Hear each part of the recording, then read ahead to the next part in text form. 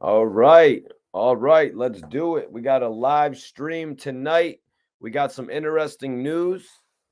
Some interesting news. A couple different artists to All cover right. tonight. Let me get All my right. Let's do it. We got a live stream tonight. We got some interesting news. Sorry, you guys. Interesting news. A couple different.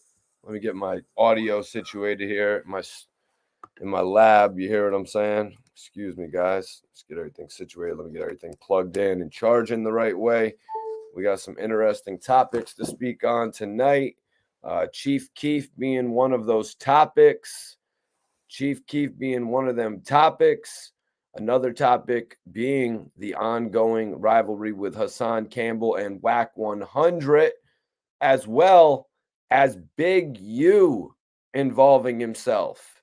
Big U has now formally involved himself in this whole situation, and we have got to talk about it tonight. I mean, why is Big U getting involved in this? Is it because of everything that's been said about Nipsey Hussle? Is it because of the blatant disrespect that we're seeing for the West Coast from Wack 100? I mean, talking about a West Coast legend in those ways, behind closed doors, not thought to be the most respectable thing. Is it because of the relationship with Gillie the Kid? Is it because of Big U's relationship with Gillie the Kid? As we went over last night, you guys, Big U's niece had quite a few things to say about why Wack 100 would try to maneuver around that relationship to turn them against each other. That's right. That's how shit works sometimes. You know what I mean? You use the business. What have we been saying here on the channel for the last few days, you guys? They use the business end of this shit to turn your friends against you. Gillie the Kid, one of the biggest rising podcasters, him and Wallow. They've probably got, I mean, shit, we all heard what Joe Budden was saying. Joe Budden was saying it just a few weeks ago. Joe Budden put Gillie the Kid's $1 million worth of game podcast at the top 3. To get into the game in just a few short years and to be labeled at the top 3 of the podcasting stream, it says a lot, especially to get that recognition from Joe Budden after they beefed. What's going on, bro? KG, appreciate you for tapping in. Chase Moolah is in the building. Jason Waters in the building. We got New Jersey in here. I need everybody to share this video. We got some epic conversation for tonight. A lot of Chief Keef's business has been exposed. A lot of Chief Keef's business when it comes to his family, when it comes to his finances, has been put on the table, and we're going to go over that tonight, you guys. I think we all know that Chief Keef came in the game pretty much throwing money. You know what I mean? When you look at Chief Keef and you look at Lil Durk, you could tell one of the guys was throwing their money. You don't even need to just be able to tell. We saw it depicted throughout several videos online. Chief Keef would go into malls all over America and pretty much spend money as fast as he could. Fast forward 5-6 years, Little Durk is on $1 million worth of game with $1 million sitting on the table. I'm just saying there's levels to this shit, you guys. You can go out there, you can buy every fancy jacket 10 times, 100 times over. You know what I'm saying? You can go buy all this, the designer shoes, you know what I mean? The $600 tees. You can do that all you want. But at the end of the day, how much money are you going to put away? At the end of the day, how much money are you going to leave behind for your loved ones to make sure that they're in a good financial position? At the end of the day, that's what it's about. You know, people can say, I'm not going to be able to take this money with me when I'm gone, but there are other fundamental, you know what I mean, things that you can do. You can change the life of your family's family, you know, so you shouldn't really be worried about spending every dollar you have on every exotic gram of kush that you can find. Okay. Okay, Kill Bill's in the building. I need y'all to share this video. Once we get 100 people in here, we're going to get started. Couple different topics to go over tonight. Couple different dope topics to go over tonight. Appreciate you for tapping in. Would you say you got an L rolled up and some Red Bull too? All right, I'll take a hit of Red Bull for that.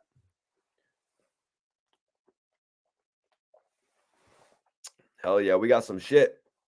South Carolina's in here tonight. Whoa, whoa, whoa. Umar, Chief Keef, King Louie, this is Shy, right? Right? Philly's back. Philly is back like we never left. Everybody share this video. Show some love. Everybody show some love to the stream. Everybody show some love to the stream.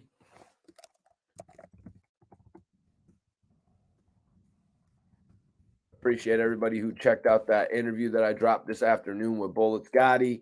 Appreciate everybody that's been showing love to the new interview with 10 Toes Down. Showing you guys that I can do this from a whole different angle. You know what I'm saying? Showing you guys that I can do this shit from a whole different angle. Right now, I've been interviewing some of the dopest bloggers who are coming up. Spot them. Shot them. Mikey T. Got them. What's popping with you, man? Appreciate you for tapping in tonight.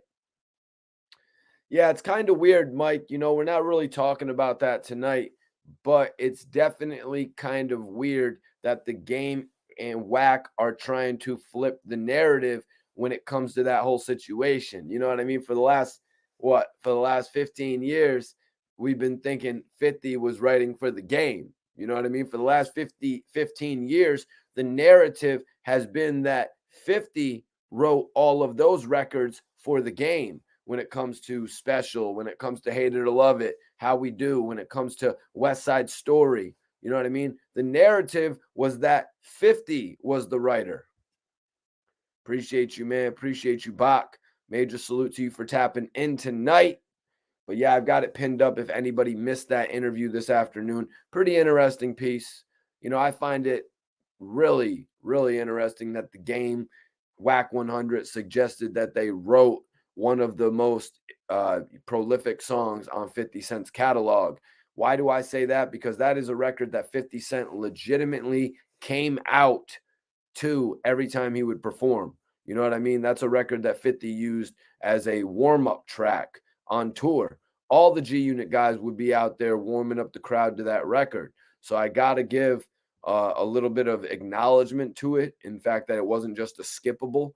But the real part of that is when, you know, the part comes in, what up, blood?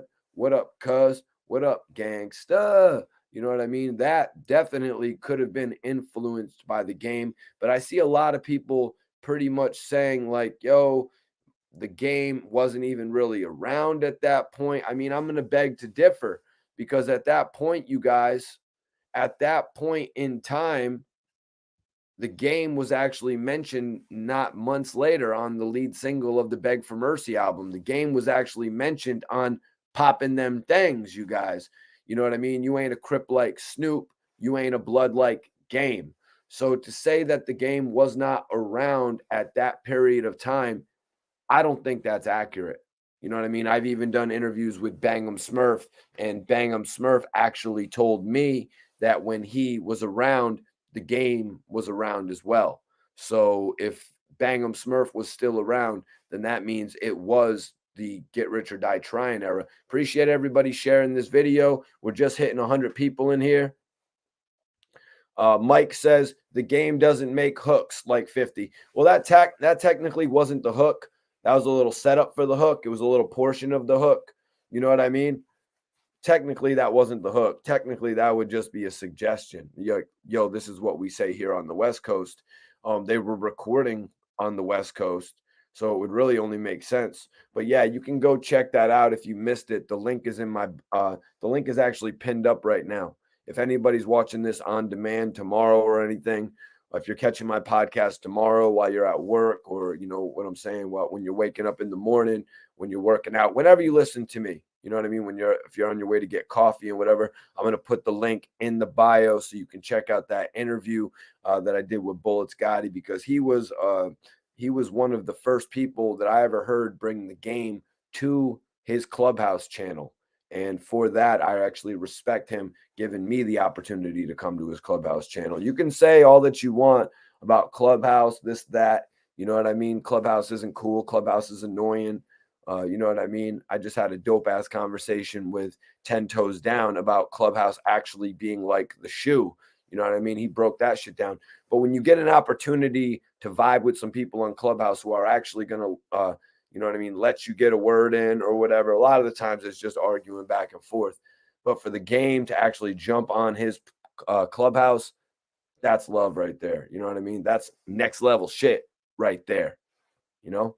Yo, DB Chef is in the building. What's popping? What's popping with you, man? Kill Bill says Game is a better lyricist, but 50 makes better songs. Super salute. Sticks and Stones is in the building. I need y'all to share this video. Chief Keef got exposed by somebody you would have never thought he got exposed by. How's Sosa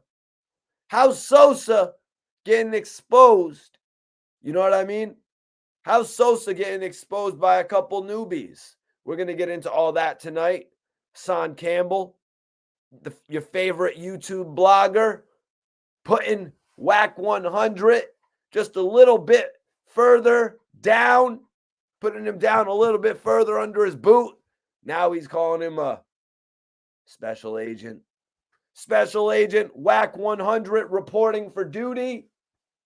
I mean, shit, even 10 Toes said that he saw photographs of Wack 100, but those could have been photoshopped. You know what I mean? Wack 100 has yet to address those photoshopped pictures of him looking like he was on graduation day with the academy.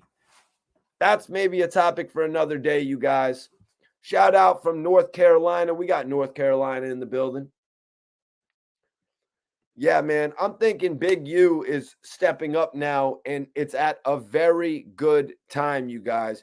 Big U is stepping up at a very good time. I mean, yesterday we read some of the notes from Big U's niece in regard to Gillie the Kid. And now, yesterday, we also see Hassan Campbell playing audio of Big U.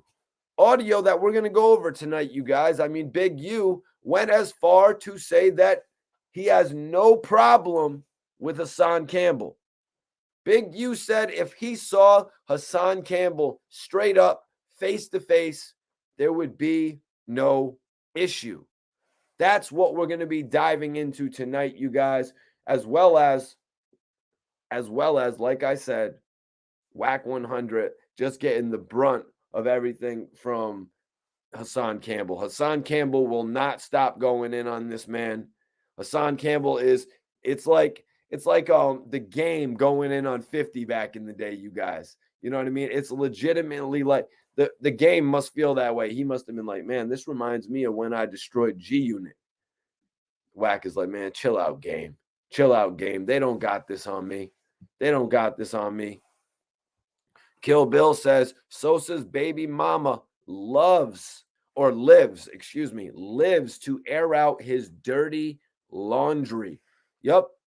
And that's exactly what happened when Slim Danger jumped on the phone, or the FaceTime, I should say, Instagram Live with two of the most new emerging faces.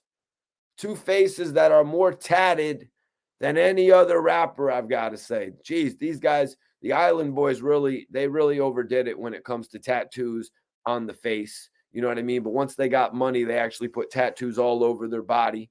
You know, thank God they waited till they got some bread, because there are some really, really bad tattoos going on out there, you guys. But Chief Keef, he kind of got put on blast. I mean, we saw what happened a few years ago when Chief Keef was actually beefing with 6ix9ine. Well, 6ix9ine was beefing with Chief Keef. Chief Keef really isn't one for responding to the beef so much. Chief Keef doesn't really respond to beef all that much, even with the situation that happened downtown Manhattan, which we might have to get into at another time, because I actually interviewed Gillie the Kid about what happened at that situation downtown Manhattan. Was it at the W? I can't exactly remember. What's everybody smoking, man? I'm about to twist something up. Kill Bill says Birdman and Wayne might have them beat with face tats. Well, better face tats, that's for sure. I mean, Lil Wayne actually gets some cool face tats. He has like a he has face tats of like a pair of sunglasses on his face. You know what I mean? Yeah, Rick Ross has a bunch of face tats too now. What up, Global Star Entertainment? Major salute to you for tapping in. Yo, Uprise is in the building. I need everybody to share this video. We got a dope live video tonight. I got a dope live video for y'all tonight. I'm about to roll up some good kush so we can get this night started properly. Thank God I got my lighter in my pocket. Granddaddy Perp, my man Don Rock is blazing on that Granddaddy Perp.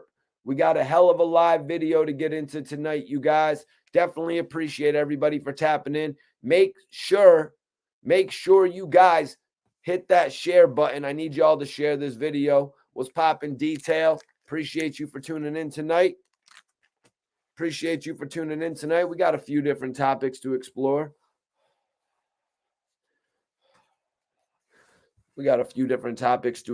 Tonight.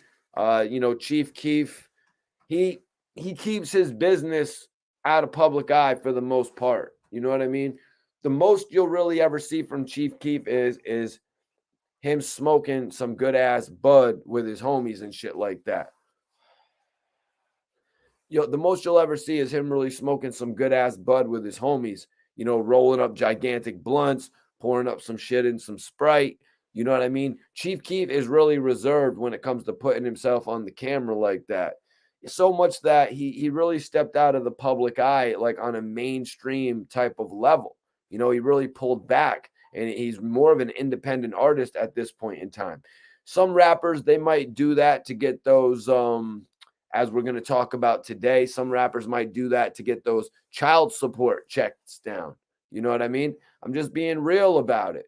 At some point, artists, actors, they go into a point where they start hiding their money, especially when they're less active than they normally were, especially when less money is coming in than normally was. They'll start to hide the funds. You know what I mean? They'll start to fake the funk, fake the fun, maybe you should say in that case, because they don't want to show everybody what's going on.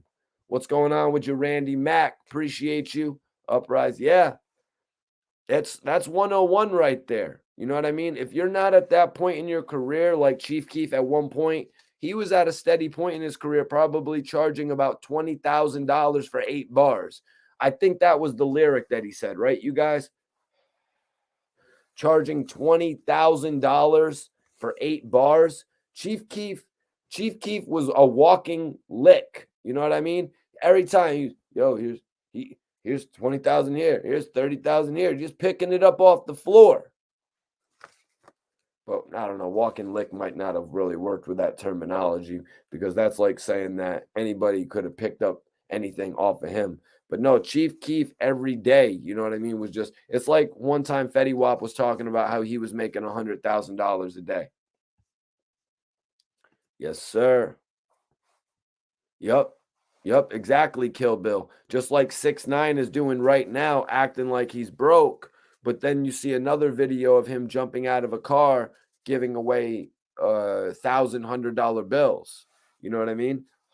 Like, it really doesn't make any sense. You see him going to Mexico and giving a family $50,000, but then he's coming back. To the States, and he's going and telling like the judge, I don't have any money. And you got Wack 100 going on Clubhouse and doing interviews and saying that he had to send 6ix9ine money. And then he's doing a video where he's, buying somebody, giving somebody $20,000 for some flowers. It just doesn't make sense. He's making himself look absolutely bad. Why not actually just pay the people back that you owe money? Why not just pay the people back that you may have potentially wronged, and then keep on doing with all your efforts? Because I know everybody in the world can say, oh, what 6ix9ine is doing is great. But how about instead of trying to get in the good grace of the world, how about you go pay those people back that you really owe some money? You know what I mean? And I'm not trying to rain on everybody's parade of saying that that 6ix9ine is the man for giving out all that money. I'm not trying to rain on the parade, but let's look at the elephant in the room. He owes somebody else a substantial amount of money. where he's going through a case where he's potentially going to owe them a substantial amount of money. You know what I mean? How about you go pay them off? Like,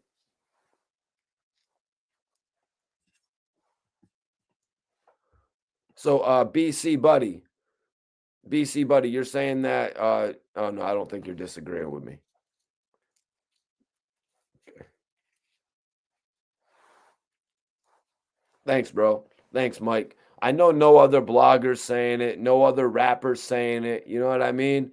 But if they all go right, I'm gonna go left. You know what I mean? Even if I did that messed up. But if they all go right, I'm gonna go left. Like, let's be 100% honest with this whole thing.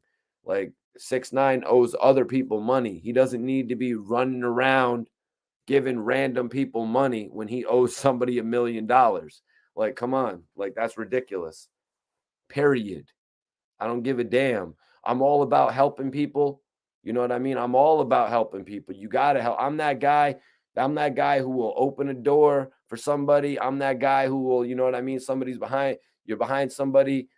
They don't got the gas like that. You know what I mean? I'm somebody that helps people like that too. But 6ix9ine's just trying to trick, like somebody else said, 6ix9ine's really just learned all this shit from Steve Will Do It. And he's trying to trick his way back into everybody's heart because we don't see the big picture. But that's not really what our topic is at all tonight. You know how people are when they try to hide the big picture.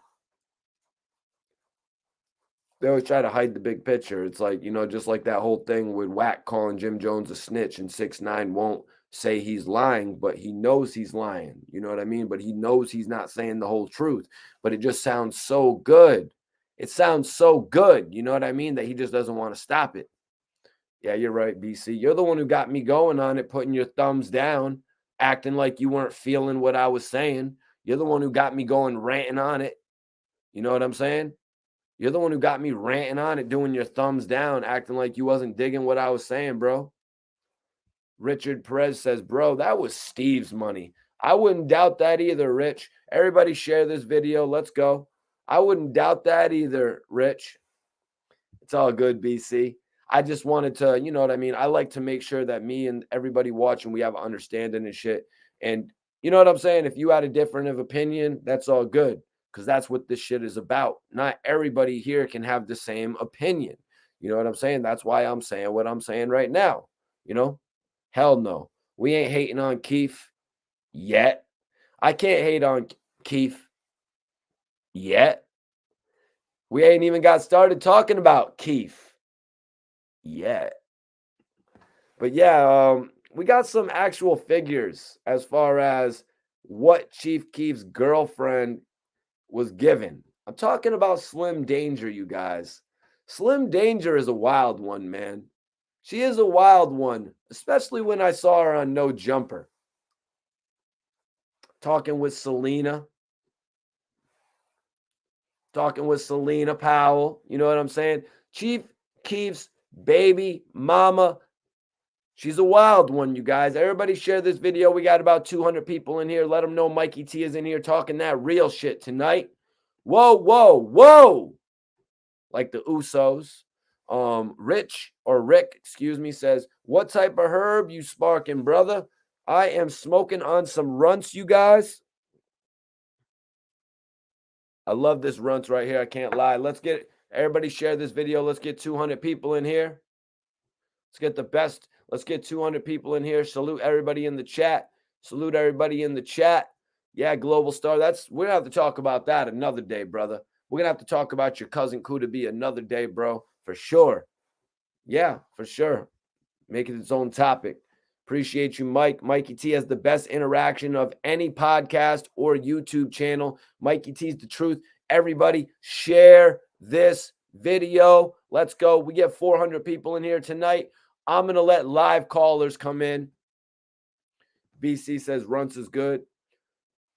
I actually filmed Chief Keef at a few nightclubs. If you guys want to go search it up, all you got to do is type in Mikey T, the movie star, Chief Keef, King of Diamonds.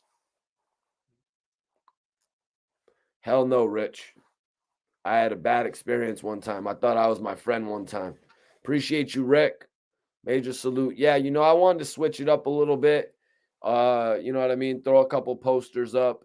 I had the old Death Row poster, but the Death Row 30th anniversary, I seen that one at the FYE joint. So I grabbed it and I was like, oh, that'll go right with my old Death Row poster. And plus, since Snoop Dogg brought Death Row back, Death Row's back in. You know what I mean? A couple of years ago, it wasn't the same. You know what I mean? But right now, Death Row's back in. A couple of years ago, it was more of a nostalgia thing. You know what I'm saying?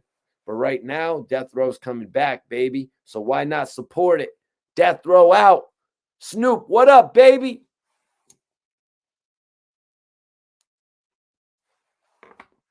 But let's talk about it, man.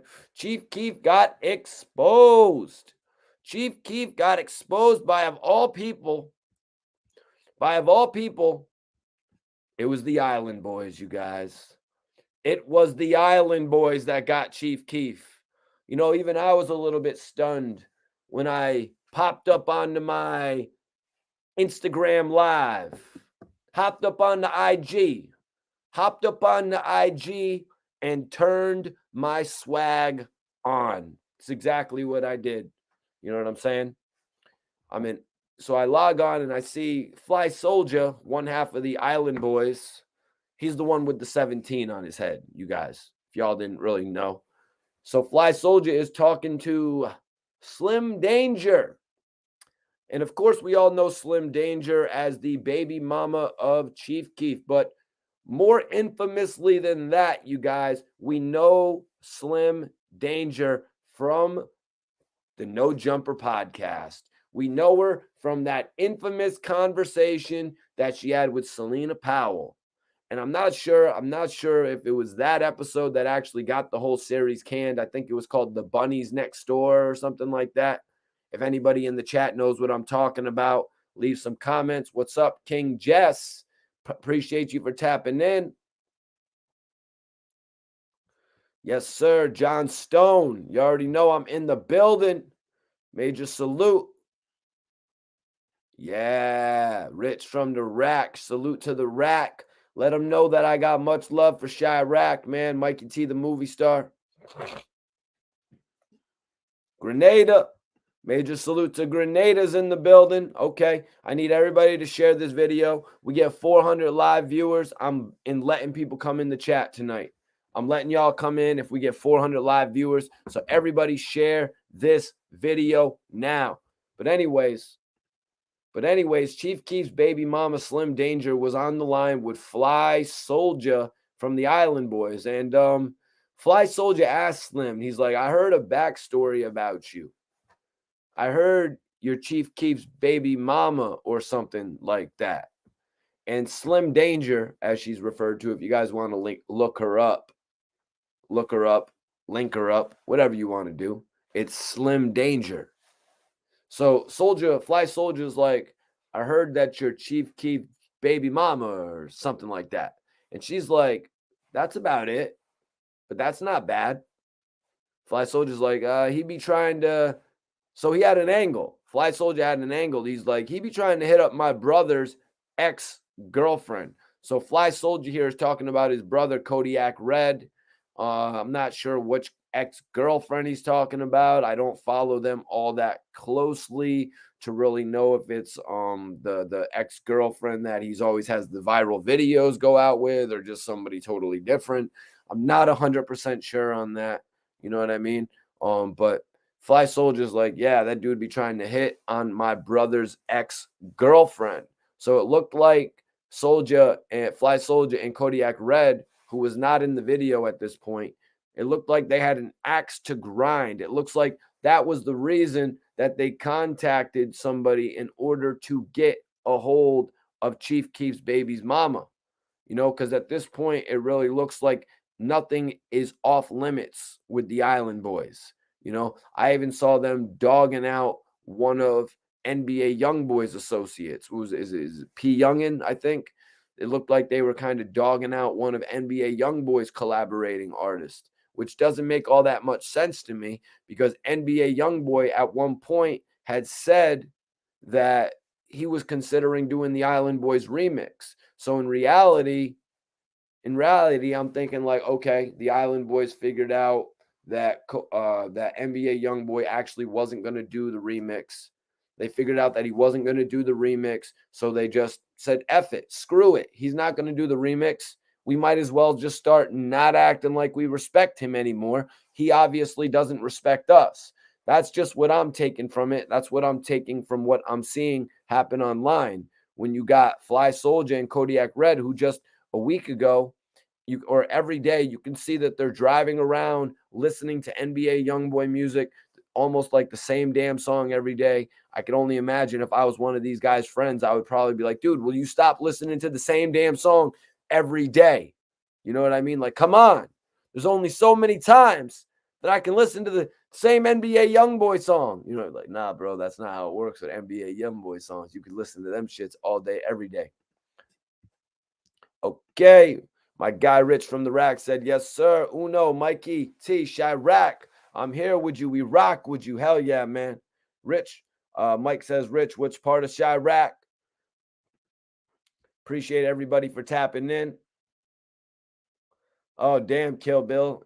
You wild boy, man. It makes sense. Yeah, we're here tonight to make sense out of it, you guys. So Fly Soldier's like, he's trying to hit up my brother's ex-girlfriend, to which Slim Danger replies, he ain't shit. Soulja asked, is he thirsty? And, you know, I don't know why he was digging on Chief Keef like this, aside from the fact that his brother's girlfriend got hit up. Also, another reason, more likely, Chief Keef would never respond to these guys and work with these guys ever. I mean, Chief Keef is kind of past that point in his career anyways, y'all, where he's working with artists. You know what I mean? He's kind of on his legendary status right now, where he wouldn't work with a new artist. I think his last feature was probably ASAP Rocky on that Superhero song. You know what I mean? You're just not seeing Keef really work with a lot of he doesn't do it the same way as a lot of other artists do. Chief Keef like keeps to himself. But like I said, now these island boys are legitimately going at anybody they can. Like they were dissing NBA Youngboys associates. So I got a feeling that they just don't even give a shit no more. So Slim is like, yeah, he's thirsty. Slim Danger, Chief Keef's girlfriend, is agreeing with Fly Soulja that Chief Keef is thirsty, you guys. Soldier's like said that really Fly Soldier's like, that is really low. And Slim is like, that's about it. That's about it. And all them other stories, that shit. Oh damn, dude must be mad he only has like 3, you know. I don't see none, John Wall. I don't see none, bro. What up, Mike? Appreciate you for tuning in. Kuda, what's popping with you, man? Appreciate you for tapping in tonight. We're getting started with the first story. Chief Keef taking a whole lot of shit right now. His baby mama was actually on Instagram Live. His baby mama was actually on Instagram Live having a conversation with an island boy.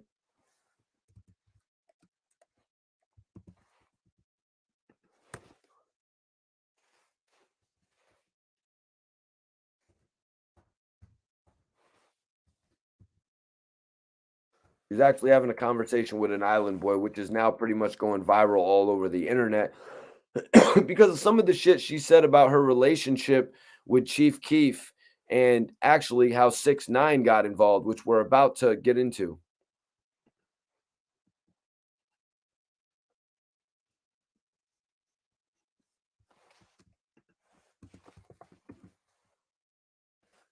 Okay, cool. Oh shit, I still got this L here. Holla at Bangum Smurf for an interview. Me and Bangum, we ain't rocking right now, bro. Me and Bangum ain't been rocking right now.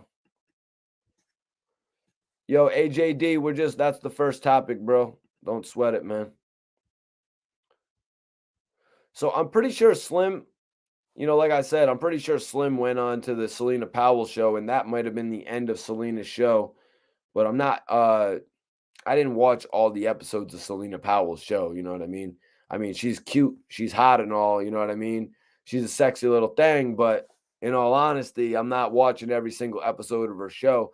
Adam 22 had a great idea, you know what I mean, giving her a show, but in all honesty, it just didn't pan out, you know what I mean, because they were a little bit too much.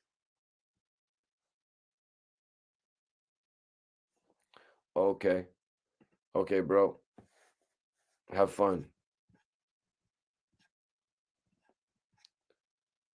Whoa, come on, Sticks and Stones. Don't be dissing my girl, Selena Powell.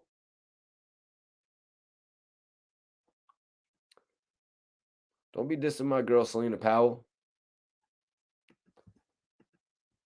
I don't really need to do interviews with anybody anymore, you guys. We got it rocking on here. You know what I mean?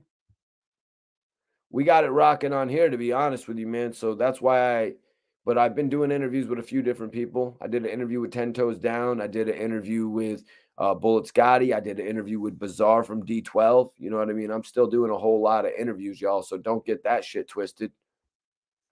Don't get that shit twisted. I'm doing a whole lot of interviews. But anyways, let me get back to finish off this topic here. Chief Keef. So Kodiak Red actually popped in. Fly Soldier's brother, Kodiak Red. And he said, Chief Keef be thirsty, doesn't he? He tried to hit up his ex-girlfriend. Slim is like, I know. He just told me. And Kodiak is like, that man be trying to hit up. And I'm blowing up. And he's hitting up my ex-girlfriend. Fly Soldier chimed in and said, Tory Lanez, too. These jits be thirsty. So that's two guys that have actually hit up Kodiak Red's ex-girlfriend, I guess. Slim Danger is like, why do you think it is? Because after y'all get them, they want them? Fly Soldier took it to another level. He's like, I'm better looking than Chief Keef. But Slim kind of shut him down, saying, y'all have two different swaggers. You know what I mean? In all honesty, Fly Soldier be doing a little bit too much of this for me. You know what I mean? Comparing himself. Like I was watching him go at it with P. Youngin, and P. Youngin just like dissed the hell out of him for ways that I'm not even going to repeat. You know, but I kind of feel the same way as P. Youngin to a certain extent. Like these Island boys are just doing too much. Taking off their shirt like they're LL Cool J and 50 Cent on the set of, you know what I mean, of his music video and shit like that. It's like, come on, man, give me a break. And then all the putting your teeth up. I agree with P. Youngin. I'm not trying to sit here and look at your teeth. You know what I mean?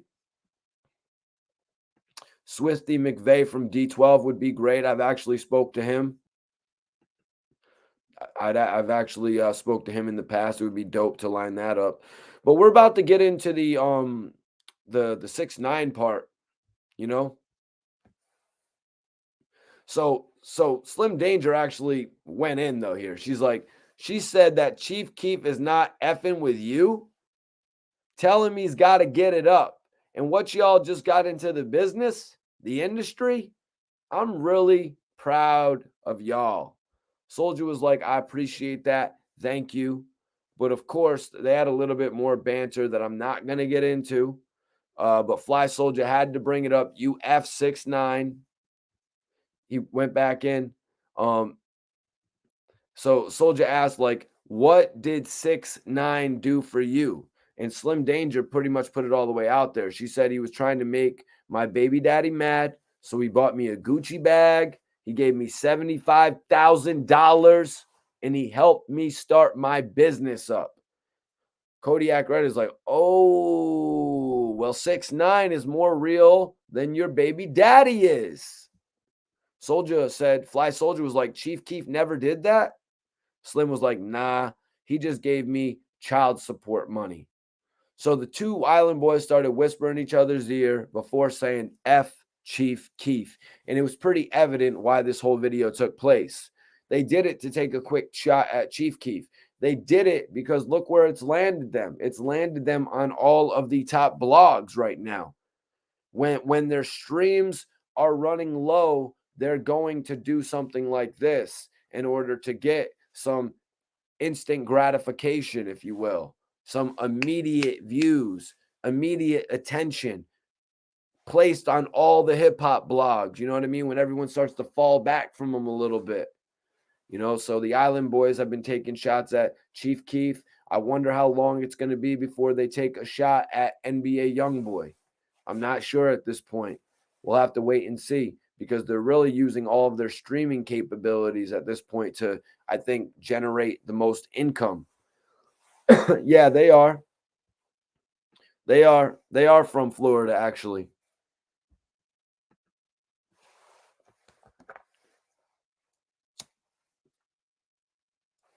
I need everybody to share this video. Let's go. So King Yella actually spoke on it too. You know, King Yella's been doing his thing. He got out of jail, trying to find his way. It looks like he's actually trying to get his YouTube page buzzing right now. So I got to send some respect to King Yella, even though he tried to charge me for an interview. It's like, yo, bro, I done interviewed Rick Ross. I interviewed Lil Wayne. I interviewed Lil Durk. You know what I'm saying? Like, I'm good. I'm paying for an interview.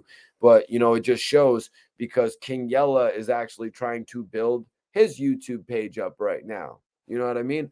All the best to him. I mean, he needs the way he did his content. It seems like he's on the right track. You know what I mean? Seems like he's on the right track. But I'm not one of those dudes out there who's paying for interviews just to keep it 100. You know what I mean? When I make it where I'm going to go, whether it's radio or podcast show, you know, all the connections that I made, none of them were based on money. None of them were based on paying. All of them were based on genuine connection. And they'll see that when I invite them up on my bigger show, when I make it on a different platform. And I know a lot of them are going to come back running on the show too, to show me love when I get where I need to go.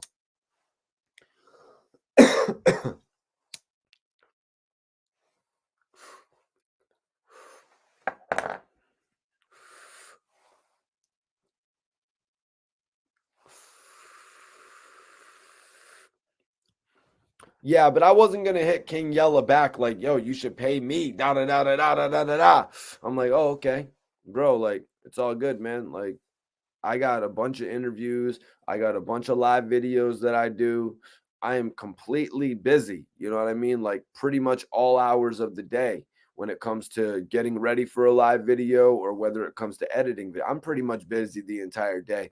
So if I get turned down for an interview, it's really not the end of the world to me. You know what I'm saying? But the one thing about it is, thank you for at least letting me know it's a no. Because what I don't like is creating an interview. What I don't like is creating an interview, you guys, because I take a lot of time with my interviews. Like I'll put in like 3-4 hours of simply writing the interview after I've done 2 or 3 days of studying for the interview. Like, I take my shit really serious. Ducky, what's popping? Appreciate you, man. Appreciate you. I mess with you too, bro.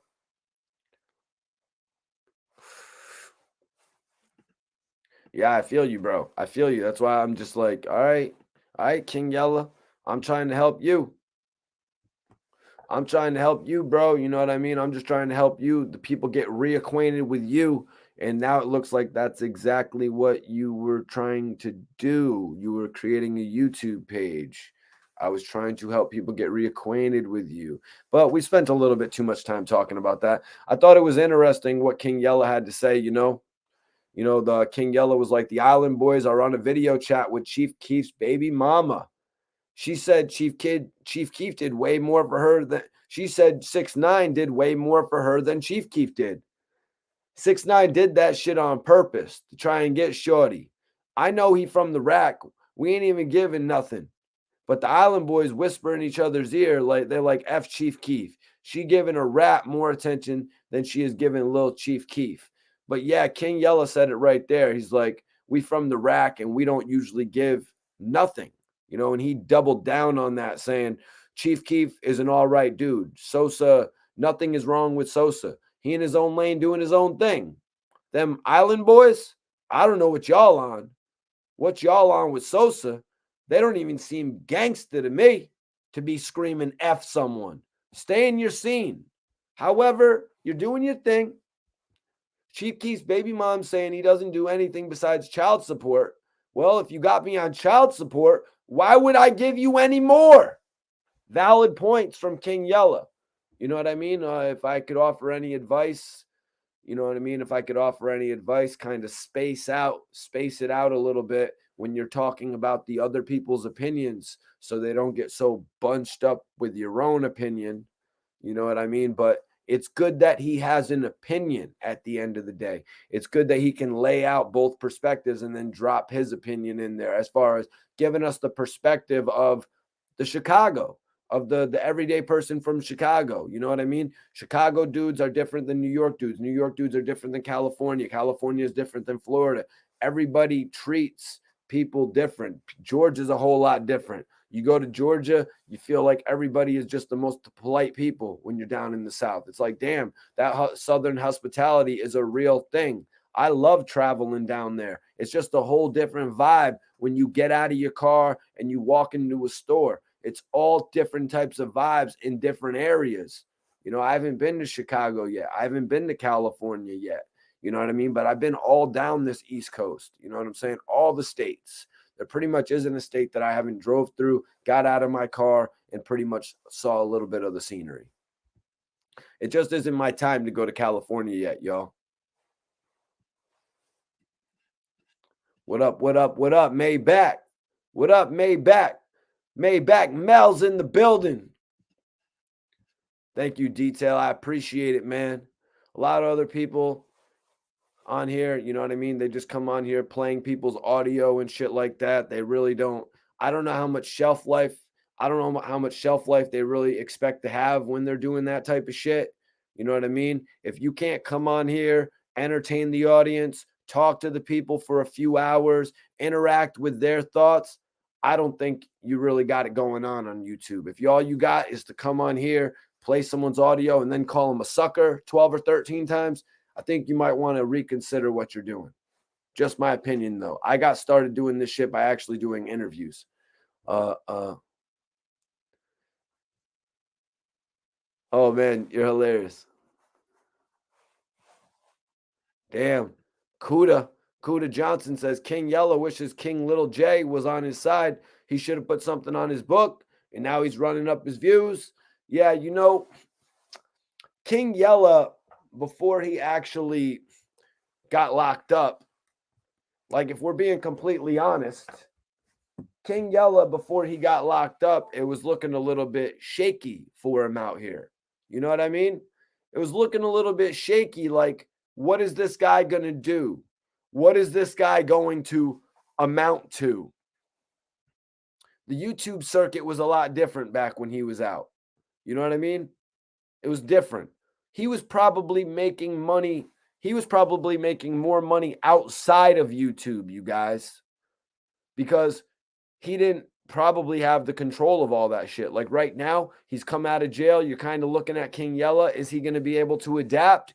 King Yella is starting to adapt. Share this video, everybody. What's popping, man? Appreciate you, KD. Appreciate you for tapping in, man. New subscriber, I hope. And thank you. I hope you add to the conversation. Don't be afraid to put whatever you want, as long as it's respectful, in that chat box, and I will read it, man. What up? What up? Christina Opalaka, 305 on the check-in. Okay. You down there by Doral? I always remember coming down there, going to the recording studio with my guys from THC, Apex, my brother UB. You know what I'm saying? Always having me down in, I think it was Opalaka, Doral, right over there. Whose side are you on, Big T? Well, you know, it's not about taking sides when I'm doing this. You know what I'm saying? When I come on here, it's all about giving the perspective from every angle that I can, because there are more than two sides to every equation, as we've just heard in this whole Chief Keef, Island Boys, 6ix9ine, Slim Danger situation. We've got the perspective from the Island Boys. We've got the perspective from Slim, and we've also got the perspective from a King Yella. You always got to explore different aspects of it, you know, because it's more than just about my opinion. You know what I'm saying? I mean, we can sit here and we can discuss what we think about it. You know what I'm saying? But it's more so about seeing what everybody that's actually involved with the situation has to say about it and how it's going to play out in the long run. You know what I mean? King Yella is actually from that area to actually be talking about a topic like this. You know, and I appreciate everybody. Oh, no need to be apologizing, man. Okay, I see what you're saying. But who is at the more credible stage of their career? Who are you talking about? Who are you asking me who is at the more credible stage of their career? But yeah, King Yella had a couple interesting perspectives about Chief Keef and the Island Boys.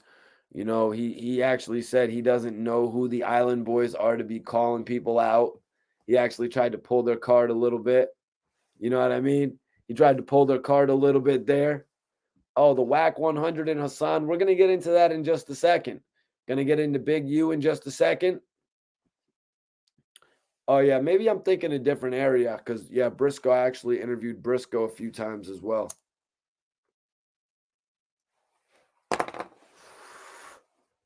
At Circle House.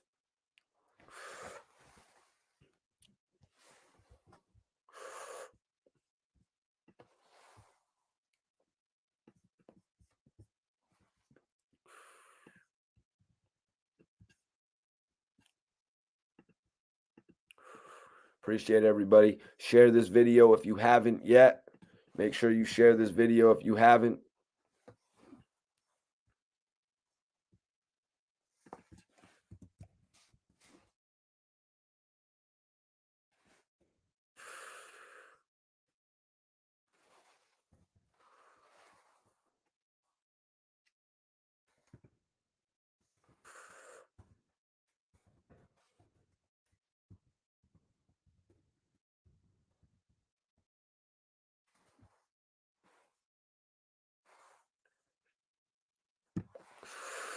Just tuned in, didn't know where we were up to. Yeah, no, the first topic was actually Chief Keef.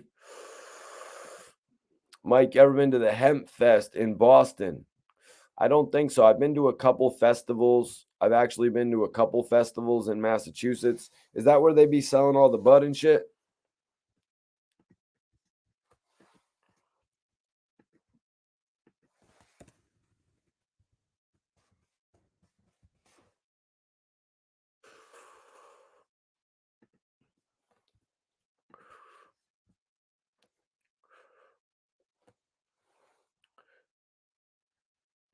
Yeah, detail. Yup.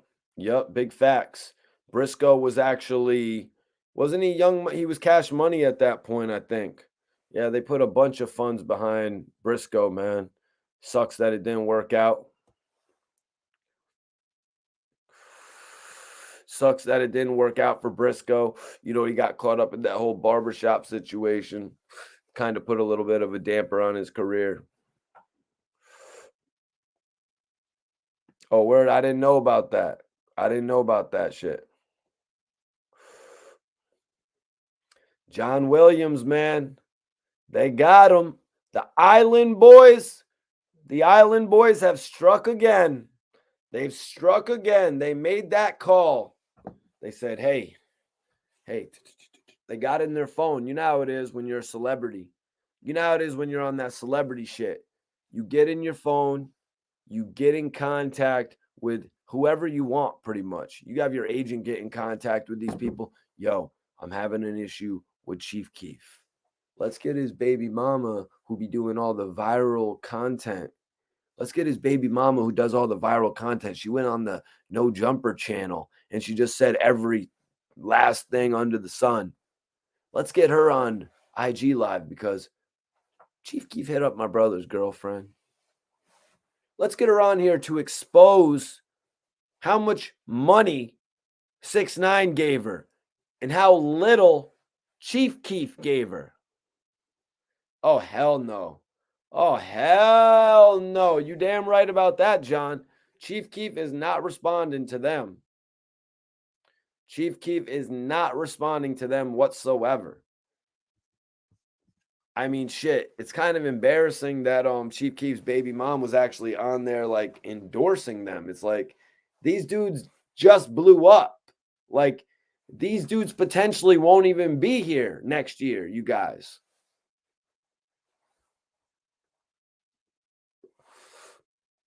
Oh, damn. I thought you were showing love on the Daniel Bryan thing. Out of here. Peace. Have a good night. See ya.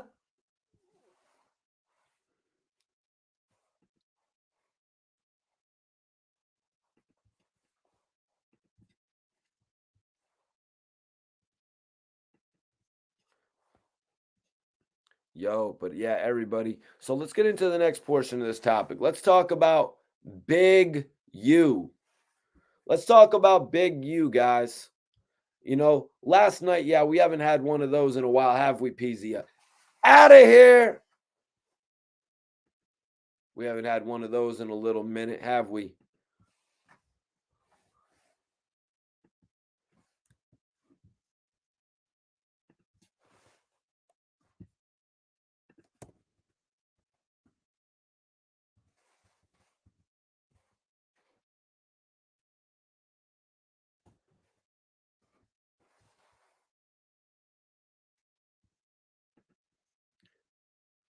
What happened with Chief Keef? Sosa doing his thing. Yeah, man, it would have been dope if Little Durk brought Sosa out, right? It would have actually been dope if Little Durk could have brought Sosa out at that thing, at that show where they had 23,000 people. 23,000 people came out to see Little Durk. But everybody be like, Mikey T's tripping. Mikey T doesn't know who's the biggest artist in the game. That's what they be saying about me, you guys. They say Mikey T doesn't know the biggest artist in the game. Just my opinions, you guys. You know what I mean? Just my opinions. It is what it is, though. Little Durk is proving himself right now, having a #1 album for like, what, 4 weeks on the top of Billboard? 4 weeks on the top of Billboard. Rewind the video, Jay Taylor. Rewind the video, bro. You're mad late. You're an hour late, bro. That's why you can't be late to a Mikey T live video. Don't ever be late to a Mikey T live video. So let's see. So Hassan Campbell called Wack an agent, but we also got this response from Big U. Big U ready to expose Wack 100, right? So Big U is ready to go at Wack 100 now. He had a couple pretty decent things to say about Hassan Campbell.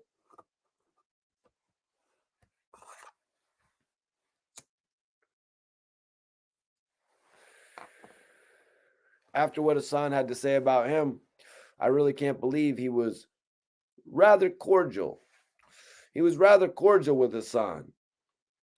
But it looks like Big U is ready to expose Wack 100. And my question, is it over Nipsey?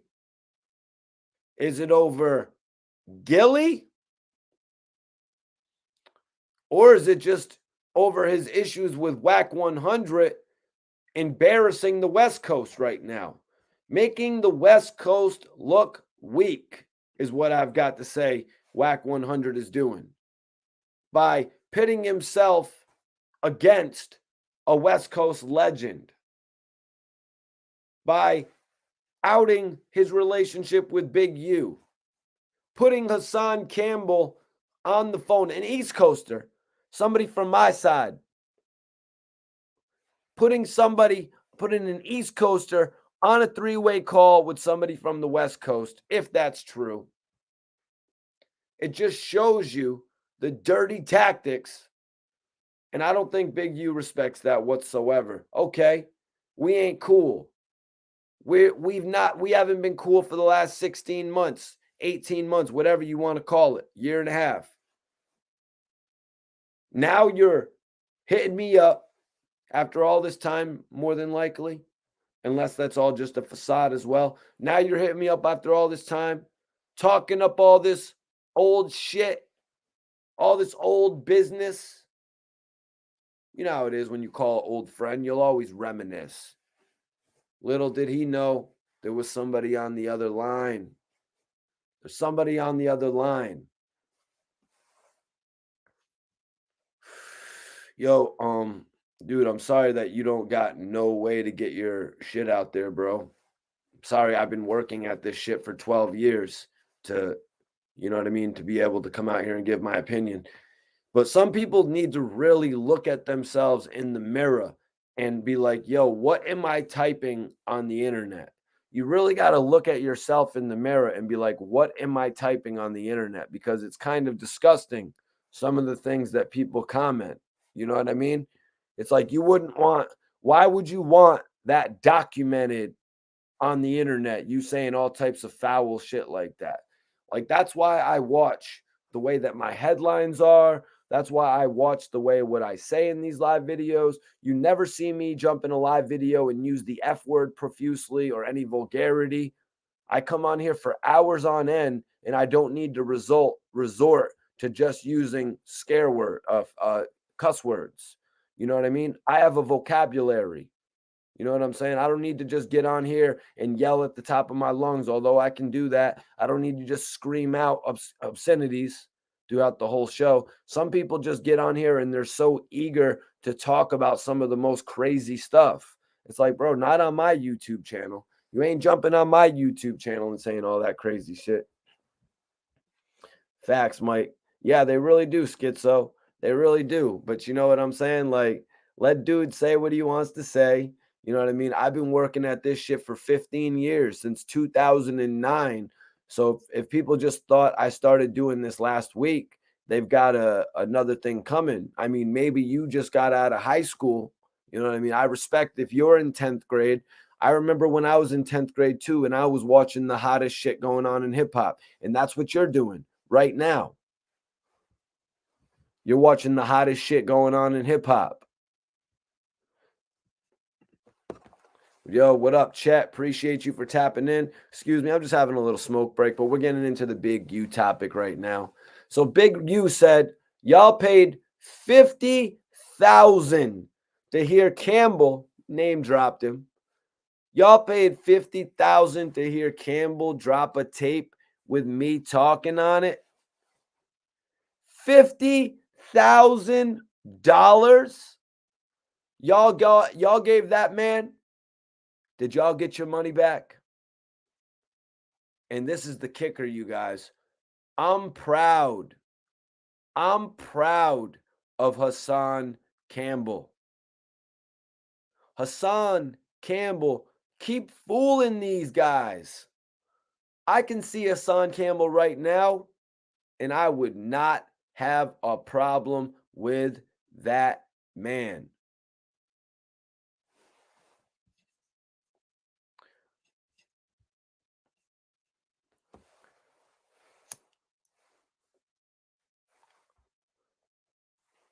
Hassan Campbell. I'm proud of Hassan Campbell, Big U said. Hassan Campbell, keep fooling these dummies. I can see Hassan Campbell right now, y'all. Big U's not holding anything ill for Hassan. Hassan was going pretty bonkers. You know what I mean? He was going pretty freaking nuts the other day on his live video because he felt disrespected by Big U. You know what I mean? He legitimately felt disrespected by Big U. You know, who knows? Maybe it could be a conversation. Maybe it could be a conversation that happens between these two guys to, you know, put all the ill intentions away between them at the very least. Hassan Campbell said when he was on that phone call and Wack was talking to Big U, you know what I'm saying? Yeah, I am, Chris. I am, Chris. Some people just log in and they just judge right away. Get into the story, get into the vibe, sit down on your couch and relax. Let's do this thing. You know, Hassan Campbell had said he was so disgusted by the conversation. He was so legitimately disgusted by the conversation between Wack and Big U that he hung up the phone, you guys.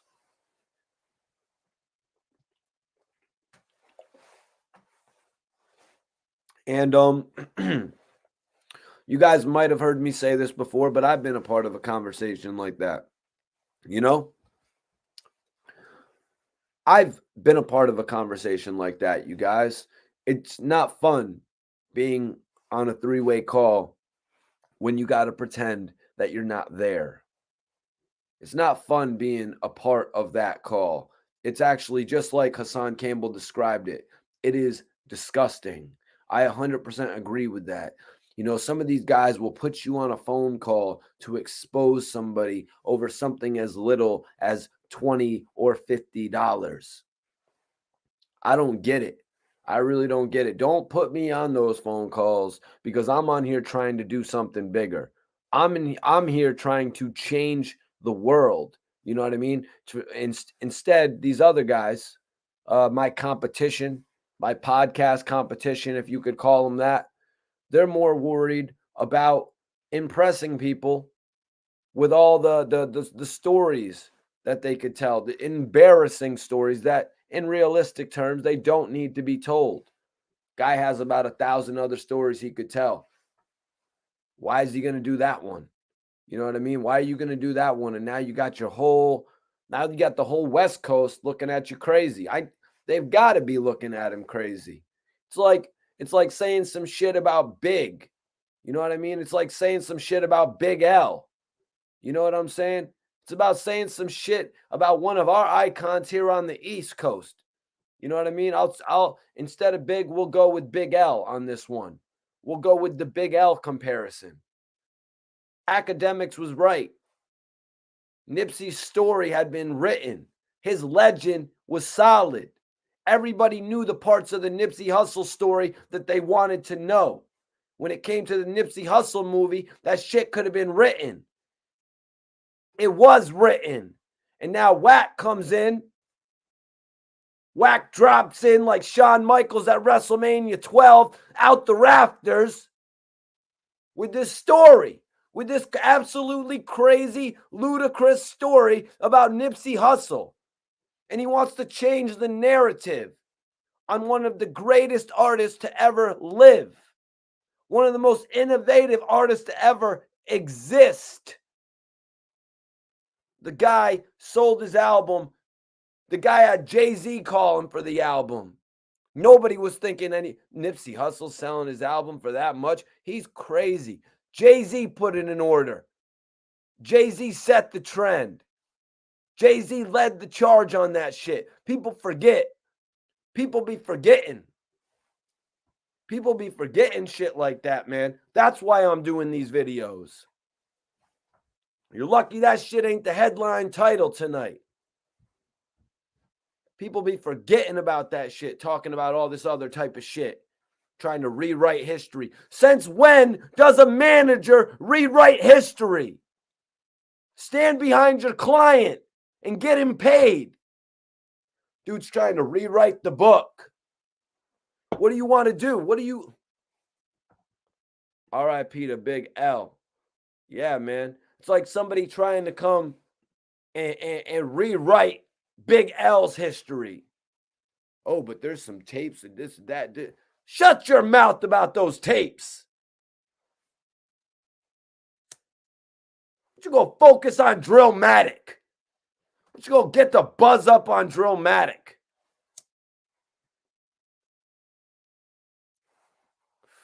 Talking about the big picture.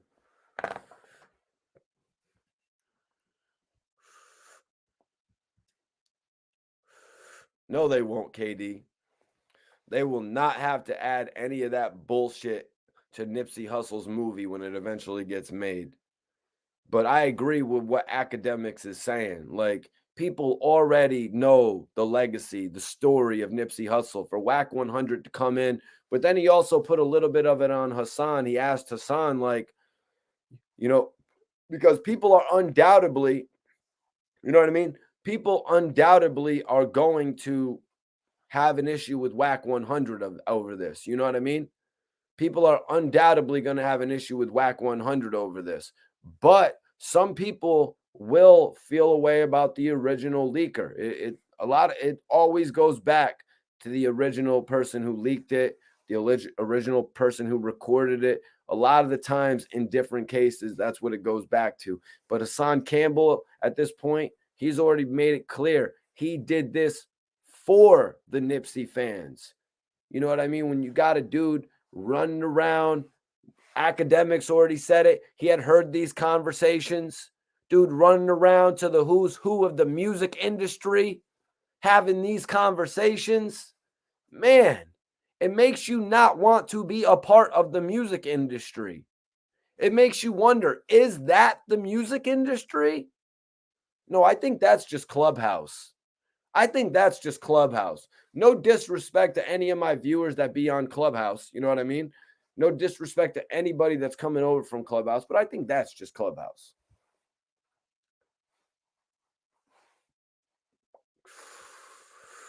Hello, Mikey T, just tuning in. Hope all is well. Keep going. You already know that's what we do on this channel. Dude says that they're taking notes. Probably. Salute. What's poppin', homebred knowledge? Salute, Mikey T. Good to see you back at it. We ain't never stopped, bro. There has not been a week when I didn't do a blog, brother. Haas got Wack and Big U in trouble. They are in trouble, man. They are in trouble, but I like the way Big U is seemingly trying to clean it up here. You know what I mean? He's seemingly cleaning it up here, saying, I'm proud of Hassan Campbell. Hassan Campbell, keep fooling these guys. I can see Hassan Campbell right now, and I would not have a problem with that man. That's what Big U's saying. You know what I mean? From what I've watched from Big U, you guys, I don't have a hard time believing that. You know what I mean? From the videos that I've watched of Big U on World Star Hip Hop, but I mean, shit, it's all video. You know what I mean? It's not like you know somebody to a certain extent.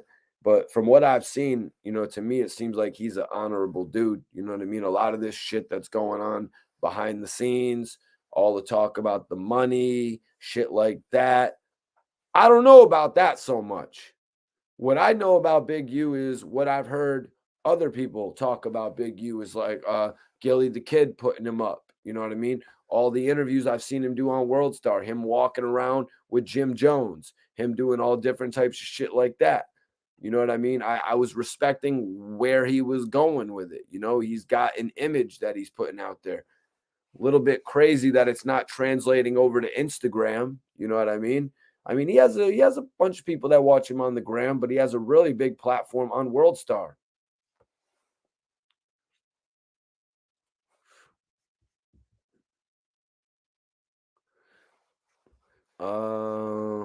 Executive sessions, what's popping?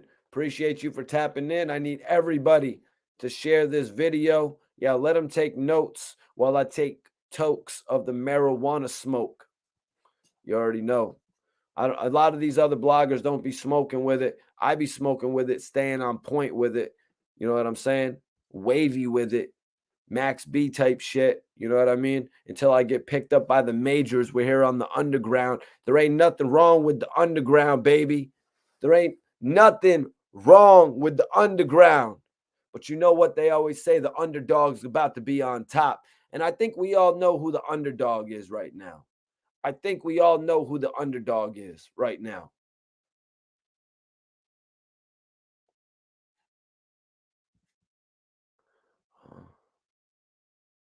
Oh, shit. We're about to get into it, Raheem. We're about to get into it, Raheem. Yes. I'm paging Special Agent Wack 100. I'm going to need Special Agent Wack 100 to come to the mess hall. Your French toast is ready. Wack 100. 10 Toes Down said he saw a picture of him in his academy uniform.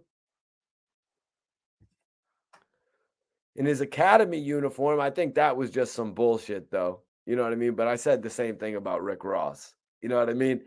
I think that was some bullshit, but I said the same thing about Rick Ross. I said the same thing about Rick Ross. I thought it was bullshit. But that's what I said. I give people the benefit of the doubt when it comes to this thing, you guys. But in all actuality, I might have to take a deeper look at that. I might have, but that's not what we're talking about tonight, you guys. Mac Nation, appreciate you for tapping in, bro. Ayo, Mikey T. Ayo, Mikey T. Wack and Big U might be playing chess, not checkers. Yeah, you know how it is, Mac. Because when you're playing chess, you're thinking 5 steps ahead. You know what I mean? When you're playing chess, you're thinking 5 steps ahead. And this situation, it did cross my mind if they were doing this for the bigger get. You know what I mean? To make themselves bigger in the long run. Wack 100 and Hassan Campbell. I did think that in my mind for a second. But I think at this point, it's just gotten a little bit too shaky. You know what I mean? I think it's gotten a little bit too shaky. This isn't really helping nobody's career at the end of the day, besides Hassan's. This is not really helping Wack's career. This is not helping Big U's career. I don't know anybody else's career that this is helping. You know what I mean? I kind of feel like Gillie, Wallow, Nori, Adam 22. I kind of feel like all of them don't even need to address it because of how much Hassan has taken it into his own hands. You know what I mean? Who would have known? I mean, they probably would have all kept it under wraps, you guys. Everything would have, to us, the viewer, everything would have been cool. You know what I mean? Why? Because Wack 100 wanted it to be cool. He wants the viewer to believe it's all cool. You know what I mean? But behind the scenes, it's, I need you to do this, and then this, and then make sure you pick up my dry cleaning too. You know what I mean? It's that type of shit behind the scenes. That's what it really is. But they want it all to appear cool for all of us watching, like they're all really just together. But that is a facade. That is over. Nobody believes that anymore. That's not the case. The case is you're dissing your co-host. You've got bad audio. You know what I mean? Major salute, Canada. Major salute to Canada tapping in tonight. Appreciate you, Joe. Jonathan, what's going on? Appreciate you for tapping in tonight. Appreciate everybody coming into the building tonight, man. I think we're on to our last topic. The Big U was a shorter topic, you guys. But so the big topic is actually, no. Nah, we're not done. We're not done yet, you guys. We are not done.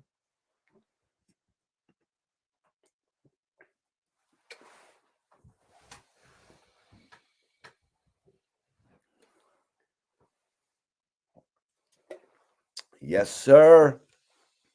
Yes, sir. Let's put a poll up, you guys. Let's get a poll up right now, you guys.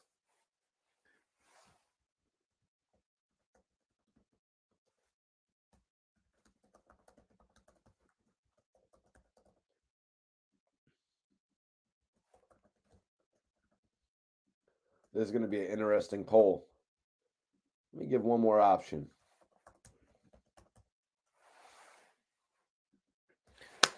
I want to know who y'all thought was the best out of these 3 artists from Chicago. I put up a little bit of poll just so y'all have a little bit of something to interact with. So if anybody wants to vote in the poll, you guys can vote in the poll right now, y'all. Hit that poll, y'all.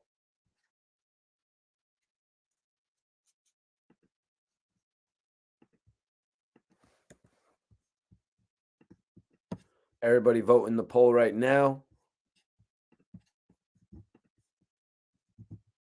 If you have not.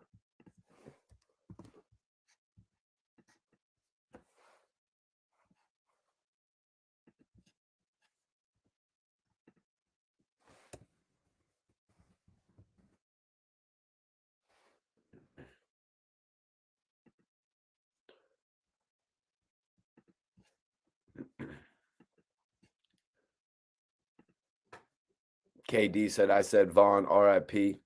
Yeah, Vaughn, man. Vaughn really, Vaughn really touched people in a short period of time, to be honest with you. I mean, it took a little bit of time for him to build it up.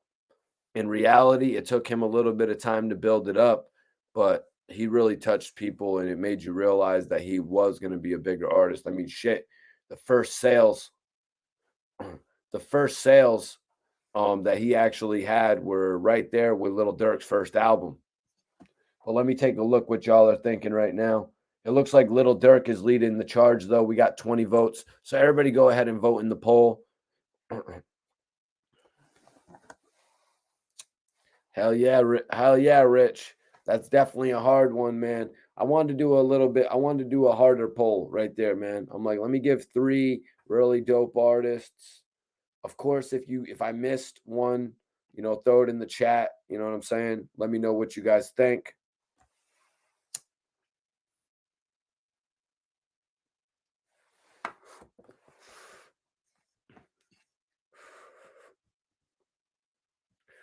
But yeah, let's get into this topic right here, man. Let's get into the. Oh, hold on. No, it's a little bit more to read from Big U, actually. Sorry about that. Looks like we're going to get into this.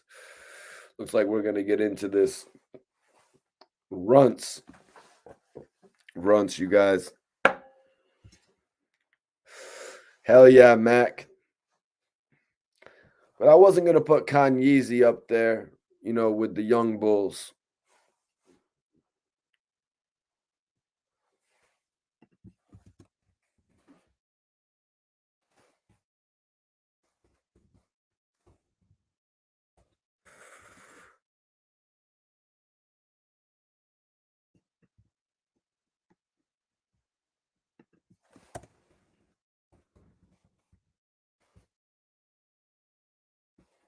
Vote in the poll if you haven't voted, you guys.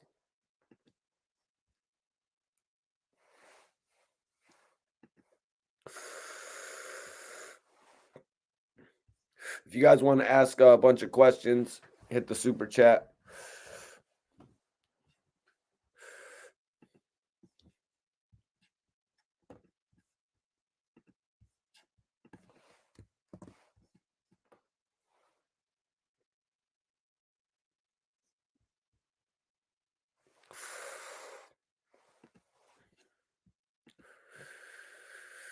Little Dizzy, stop hating, man. Come on, bro. You don't like Chief Keef, Lil Durk, or King Von? DB Chef, but out of them, you telling me you haven't heard any of their music? Like, you can't be telling me you haven't heard any of their music, man. I'm sorry, y'all. After this, let me get this little smoke in, then we're gonna get into the Hassan and the rest of the Big U news. Maybe I should have closed it out with the Chief Keef news tonight. But it is what it is. That Chief Keef shit was kind of crazy that the Island Boys are trying to use their clout now to reach out to his baby mom just to diss him.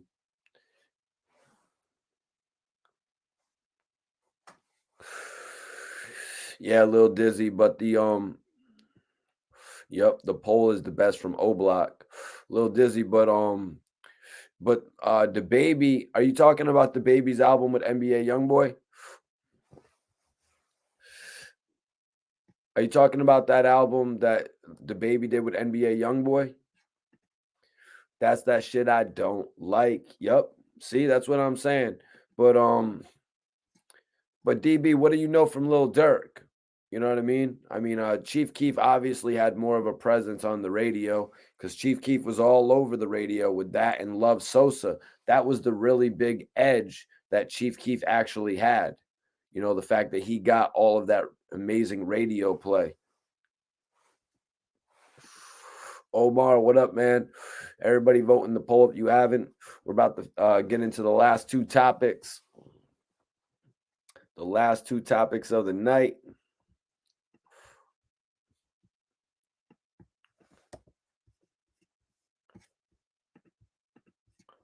See this.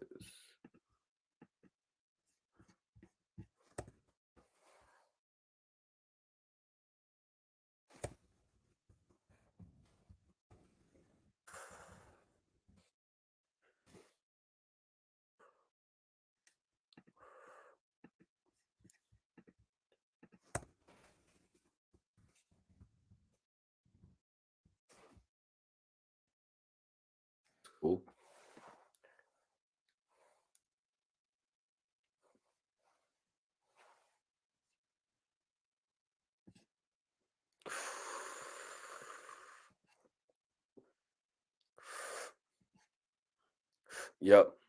Yep.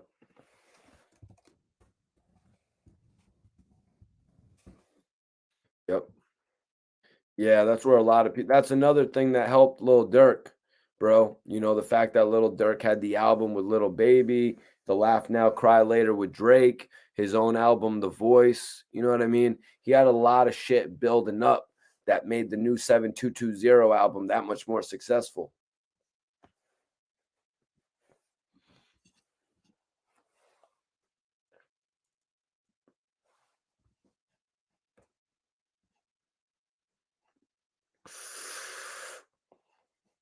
Detail said, I don't like was on a whole other level. So hold on, let me read this last part. Big U said, you guys, I forgot that didn't read this last part of it. Big U went on. He said, now the other one. Now the other one. Now the other one. He said, look who's back. I could physically beat any of these dudes, but that's not what my life is about. One thing I am good at what I'm good at. I am good at what I am good at. I will never boast about what I am good at. Big U's on some shit. Big U's on some shit. Looks like he's ready to go at Wack 100. There's some other shit I seen on the internet that I'd rather not get into. You know what I mean? That's not the type of shit that I really be getting into, but Big U pretty much saying he's proud of Hassan Campbell. Very odd. You know what I mean? Very odd to me that those words are being used. But doesn't seem like he has much, unless he's being sarcastic, it doesn't seem like he has much of an issue with him.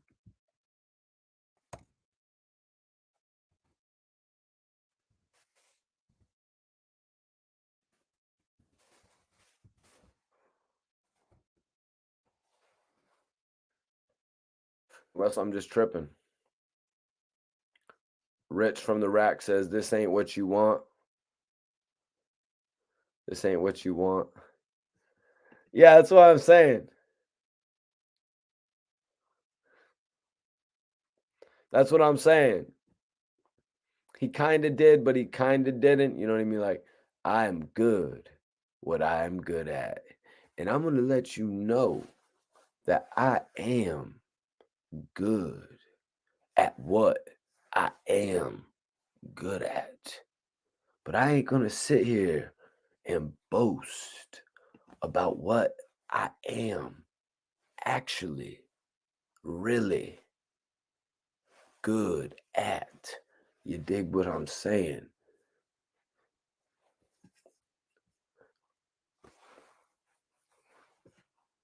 Yo, yo, yo, Toronto's in here. Major salute to Toronto in the building. Major salute to Toronto in the building. Is Chief Keef going to go back at the Island Boys? Are we going to have the new single, Chirac Boys? What do you think? What do you think, Rich from the Rack? Are we going to get the Chirac Boys coming out? I hope he puts Little Reese on it. Put Little Reese on that, man. Let Little Reese ride that hook.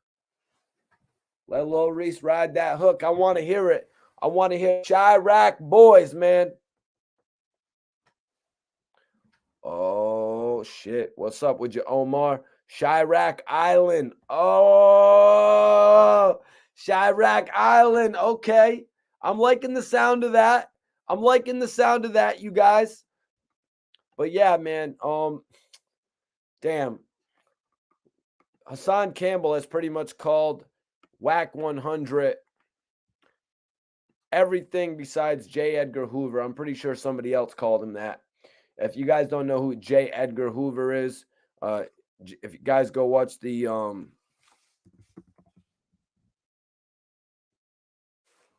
guys got to go watch the movie with Leonardo DiCaprio called J. Edgar. Yeah, Leonardo. Everybody talks about the Wolf of Wall Street. Everybody talks about the Wolf of Wall Street. You know, the guy who couldn't take the heat in his Vlad TV interview, I was kind of like, I'll talk about it here.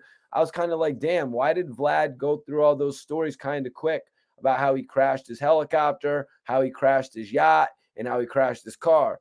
I would have thought Vlad would have gotten full stories out of them. But you know what? A lot of these guys that Vlad interviews, a lot of them like to push through those questions. I don't think Vlad really realized, or how could you know what I mean, going into the interview. But I think Jordan, who is the guy that was Leonardo DiCaprio played from The Wolf of Wall Street, I think he actually would have wanted to talk about those scenarios in depth, in 3-4 minute depth, 5 minute depth, maybe, rather than just skimming over them for, 30 seconds, and ultimately, I think that's why Jordan got a little bit tight at Vlad, because some of the questions were coming up as he was trying to get all the angles with the questioning, but some of the questions came up and he was getting in depth with them, whereas he wasn't getting in depth with those other questions. If those other questions were strung out a little bit longer, it wouldn't have seemed like he was just going back to everything of putting blame on him and whatever. He's, I took all the blame already. I took all the blame. I paid back the $100 million. I didn't even owe anybody $100 million. Are you kidding me, man? Cry me a river. Justin Timberlake shit right now. You paid back $110 million. All right, but that's a whole nother story. I just wanted to get my opinion about that out. You might be hearing me give my opinion about other shit in the industry going on a little bit more, because I'm sick and tired of not doing it. You know what I'm saying? Sick and tired of not doing it, man. There's a lot of shit going out there. I want to talk about it.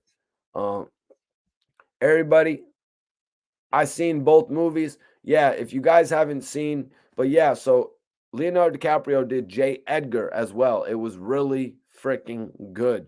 It shows you about the beginning stages, I think, of the FBI. I think it shows you the beginning stages of the FBI or something like that. It's either the FBI or the CIA, one of the two. And it really shows you how because at the beginning, he starts to gather all this paperwork, and then it shows you how they really started keeping everything together, all this type of documentation. You know what I'm saying? It would probably be 6ix9ine's favorite movie. You know what I mean? Oh, this is how it all started. Where are my documents in there? 6ix9ine, you have quite the file here. You see, you've got one whole, you know what I mean? You've got one whole section here for you. Oh, man, that's awesome. Yes, you see, we have a whole file dedicated to every tattoo. That's why every time you get a new tattoo, you have got to call us and let us know what it is and send us a picture of it. That's what that shit is about, you guys. That's what that Leonardo DiCaprio J. Edgar movie is about. Some of Leonardo DiCaprio's movies don't hit off like other ones, though. I'm talking about another one I'm talking about that didn't really hit off is Body of Lies. Great movie. Not so great box office. So I'm just pointing that out there. Yeah, Detail. Yeah, okay. For some reason, I was thinking CIA in my mind a little bit earlier, but I had just seen that it was because he went on to lead it. This guy went on to have speaking of it, this guy went on to, it was actually J. Edgar who had all the phone conversations recorded. So let me just point that out before I go any further. It was actually J. Edgar who had everybody's phone conversations recorded. You know what I'm saying? So just to put that in perspective, it's not a shot. You know what I'm saying? So Hassan Campbell said this about Wack 100. You seen me face to face, and then you gonna lie about the energy? All this shit you're telling people when they go and watch the full interview, the full video unedited, I controlled the environment. You got mad because you couldn't do what you was supposed to pull off. So right there, you go and lie about the energy. That's one thing Wack 100 was trying to say, and he was called out on by academics, if you guys don't remember. Wack 100 got called out by academics the other night, you guys. He legitimately got called out when he was like, listen, you did not have that type of tone when you were talking to Hassan Campbell. Wack 100 was trying to say about how he shut him down, but academics has just been on this streak of telling Wack 100 the truth. You know what I mean? Telling him the truth about the Jim Jones. Bloggers are standing up again. Hassan Campbell, academics, Snoop Dogg. Didn't Snoop Dogg just say some shit about 6ix9ine?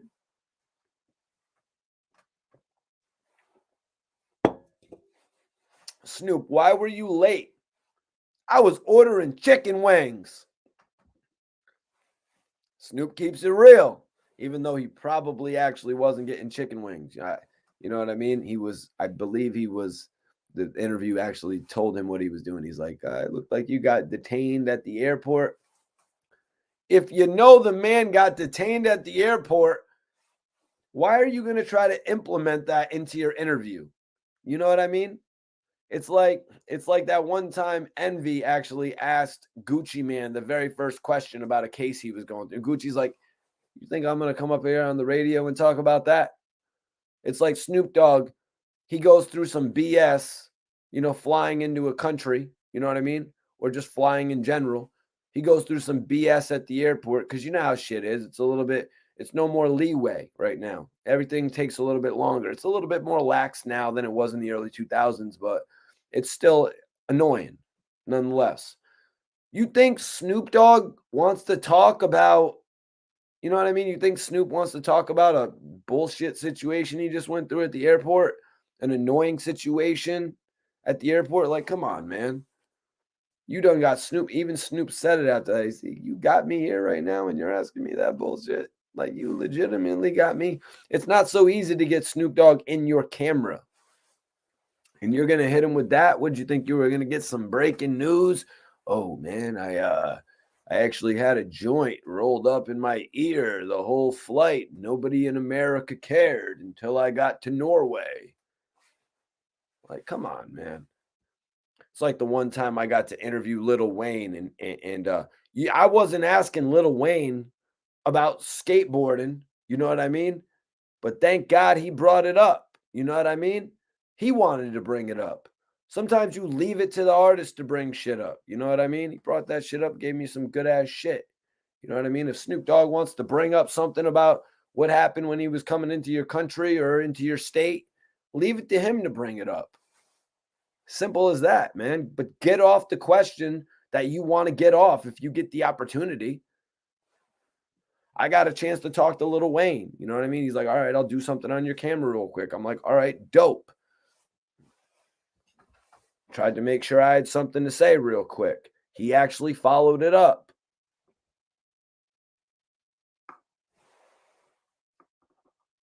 Oh, come on, bro.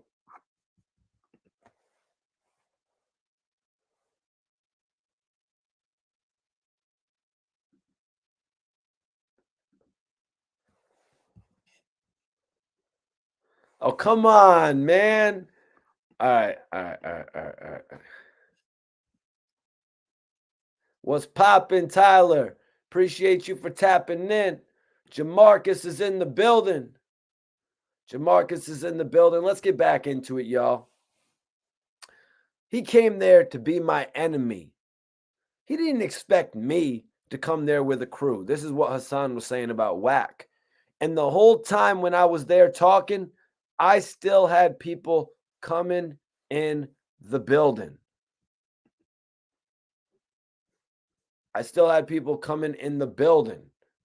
So that kind of made me think of interviews that I've done, interviews that I've been a part of. Sometimes when you're in the middle of an interview and it's going to take an hour or two, sometimes if the artist is popping, he will be on the phone a lot, kind of more interested in what's going on than the interview. You know what I mean? He's going to be like, okay, I got this happening. This dude's about to come through, so I kind of imagine that's what the situation was with like Hassan. He was like there texting with people. People was coming in. He's like, yo, make sure you go let my man in and shit like that. Or he was texting his friend, yo, dude's showing up. Make sure you open the door for him. But Hassan mentioned 6ix9ine. He said, I guess somewhere Tekashi said no because Tekashi had the upper hand inside that video. Academics. So actually, yeah, so he basically said that 6ix9ine had the upper hand that day. He said Tekashi had the upper hand inside there. Tekashi had the most people. When you see from different angles, he actually had people around this time that would vouch for him. In the last 3 months, you guys, in the last 3 months since 6ix9ine interviewed with Wack 100, he has gotten a whole group of artists. You know what I mean? He's gotten a whole group of artists to now, or a group of guys from Brooklyn now to actually rep him. He's gotten a whole group of people to actually rep him to the point where you guys remember the interview with Wack that 6ix9ine had done before. He had Murder Murphy with him and a couple other dudes who were making absolutely no noise, who didn't really know how to react, who wouldn't necessarily talk. Now he's got the guys who are going to speak up. Now he's got some guys who are making rather questionable statements for New York. But again, these guys making those questionable statements for New York, they are not the ones bringing the East Coast back. That's Hassan Campbell bringing the East Coast back right now. Yeah, I'm giving it to him. I'm giving it to Hassan. I'm giving it to Math Hoffa. They're bringing the East Coast back right now. Not these guys out there saying, oh, this is the first rat we ever condoned. This is the first. He's just that cool. He's just that cool that we got to condone him. He brought me the rotisserie chicken from the Big Y. He's that cool. Sometimes that's all it takes. You know what I mean? A little meal from TGI Fridays, and you're that guy. You know what I'm saying? But I got a feeling maybe it's a couple Louis Vuitton belts, different Burberry sneakers and socks and all that type of elaborate shit. Gets a little bit costly. You know what I mean? It gets a little bit costly, especially when nobody in your clique is really doing anything. You know what I mean? When nobody in your clique is really doing anything. Now, I saw a video. I'm not going to be on this for too long, but I did see a video. You know what I mean?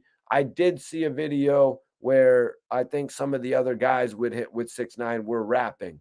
You know what I mean? So if he's trying to do that, then these guys are going to have to start working so they don't have to go home to Brooklyn. You know what I mean? So, I mean, in horrible shape. You know what I mean? If you can blow up while you're on the road with 6ix9ine, if you can blow up and you can capitalize on your opportunity to the point where you're getting money, that's what I would be focused on if I was going to put myself in position and work with 6ix9ine like some of these guys are doing. I think I saw a video clip where there were 2 guys rapping with 6ix9ine. Somebody correct me if I'm wrong. I believe I saw that.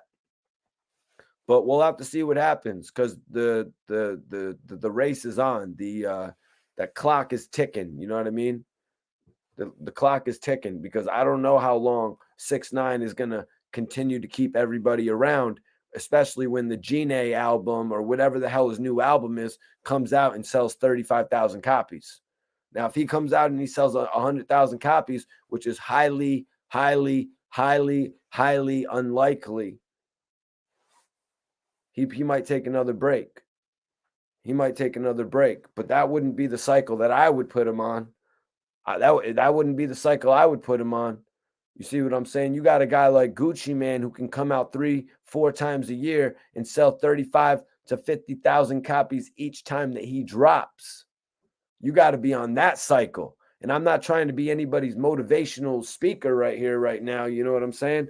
But if you're going to be able to sell some units in this music industry, it's either going to be that, especially if you come up from bagging groceries. You know what it is. If you have an opportunity to come out here and sell 30,000 units, you just got to find a way to stop spending as much money. But also, I want to say Benny the Butcher is another one doing it for the New York culture, for the New York community. You know what I mean? Real credibility. Him, West Side Gun, Conway, man. Yeah, Mike, I was actually just telling Math that a few weeks ago we was on the phone. Matt, I told Math, I was like, yo, bro, like in reality, the technology had to catch up with you, Math. I was like, the technology had to catch up with you, big bro, because like podcasting really wasn't a thing back then. Telling the natural story really wasn't the thing when I had first met Math back in the day, back in 2012. Shit like that. Salute to Math, in my expert opinion. So Hassan continued on. When I look at the footage of Wack's energy, so we're back on the energy. Keep that energy. Do you have it? Keep it. When I looked at the footage of Wack's energy, he was sizing me up. I'm not even looking at it because we here to gather. This is going to be dope. Even though I can't trust you, it's like that. Wack, I've been holding back. I know y'all waiting for me to upload the rest of this footage. Everybody's waiting on it. I mean, Big U seems to believe that he's made upwards of 50,000 large on this footage. We addressed that last night. I don't know if you missed the live last night. If you did, make sure you subscribe to this channel so you never miss a live video, man. So Haas went on. Who am I beefing with right now? Who am I beefing with right now? A CIA? FBI? Who's deep cover? And you can't see it. You sitting up there talking about why he recorded. It's like Hocus 4 said, 50 recorded Young Buck crying and released it. And y'all thought it was funny. I recorded the dudes that told everybody that Nipsey Hussle was a rat. Let's look at that situation right there, you guys. Let's look at that situation. I think we all remember it. I think we all remember it really, really vividly when 50 Cent and Young Buck were going through it. If you don't, let me take you down a trip through memory lane. Young Buck had begun to distance himself from G Unit. After Young Buck's first album, Straight Outta Cashville, Young Buck got a little bit of game fever. That's right. Young Buck got in that whole situation where he saved Dr. Dre in that melee. He had a $500,000 bail. Young Buck's name was shooting through the roof. He had a successful double platinum first album. It looked like Young Buck was about to be the next big rapper from the South, right? Young Buck was being positioned by 50 to compete with Lil Wayne, you guys. Young Buck called out Lil Wayne on The Basement. Do you guys remember this? Young Buck thought he was a little bit too big for the unit. Too big for the unit. Too big for the unit. Beg for Mercy was a classic album. Let me see if I got any water here. Beg for Mercy was literally the best group album out. Probably ever. I put the stamp on it to be the best group album ever. But in all honesty, can you really call it a group album if there was only one of them? You know, was it really a group if there was only one album? Like, let's be real. Let's be real here, you guys. You know, like we can live in like a moment. We can live in a moment, but I think being a part of a group is more than a moment.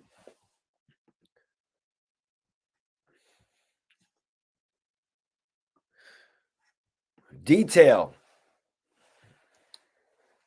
All right. I'm about to put up a new poll. Because Detail says, I didn't think it was funny at all. I thought that was a punk move on 50's part. So let me get back into it. Young Buck started to distance himself from G Unit. 50 wanted him to come back on tour. Buck actually started popping up at shows saying FG Unit. The internet wasn't the same back then. It took a little minute for those videos to surface. I didn't believe they would surface. I didn't believe that shit. Did you guys believe it in the chat when the rumbling started to occur that Buck was at several shows saying FG Unit?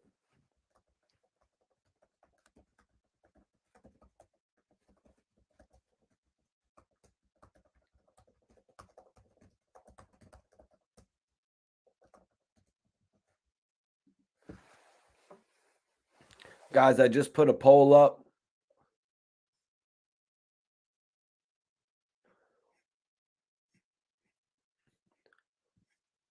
KD said, how did Vaughn come last? Well, I mean, it's pretty obvious, KD. You know, Vaughn, he came after Chief Keef and Little Durk. I think the opening, you know what I mean? The opening was Chief Keef. You know what I mean? The first artist out of this clique that everybody really knew about was Chief Keef. And that's why I think but Little Durk at this point has eclipsed Chief Keef.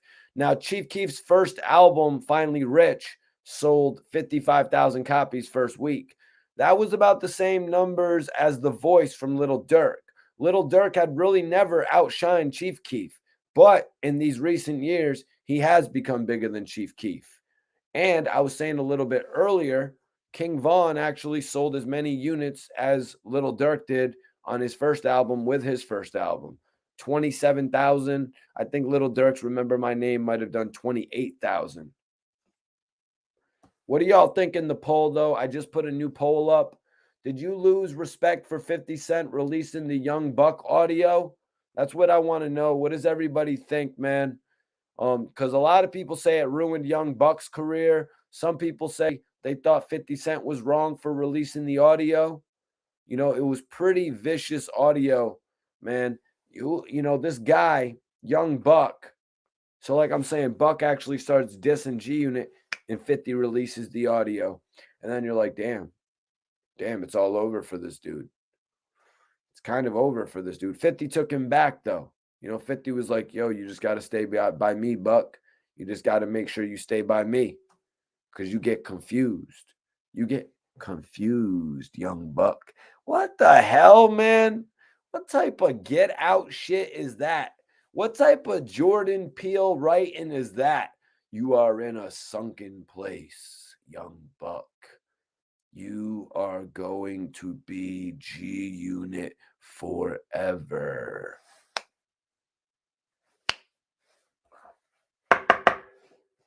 And then he got him to come back. He got him to take another meeting when they actually did the Beauty and the Beast project. And then 50 met up with Buck again, and he was like, and Buck was like, I'm gonna teach you how to stunt. Detail says, I didn't believe it. Yeah, who could believe it with Young Buck? Like, this guy had a record called Black Gloves. You know what I'm saying? Like, this guy had some of the best records. You know what I mean? What was that other one with him, 50, and Yayo called?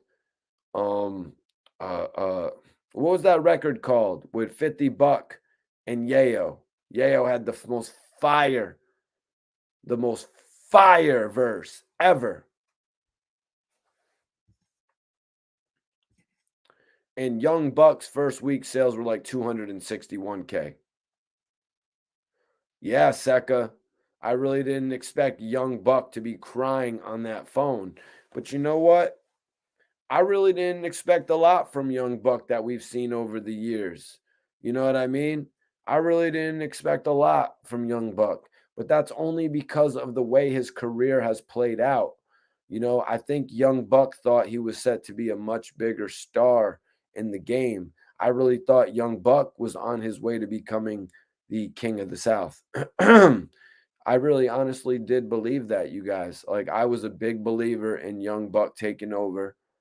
You know what I mean? But I guess I was wrong. You guys, because Lil Wayne is the one. I would have been wrong if I had an opportunity back then to sign Young Buck and Lil Wayne. I might have signed Young Buck. You know what I mean? Damn. Yes, it was called Bonafide Hustler, my dude. Mike.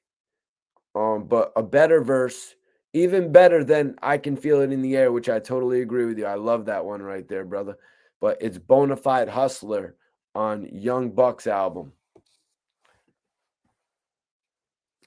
But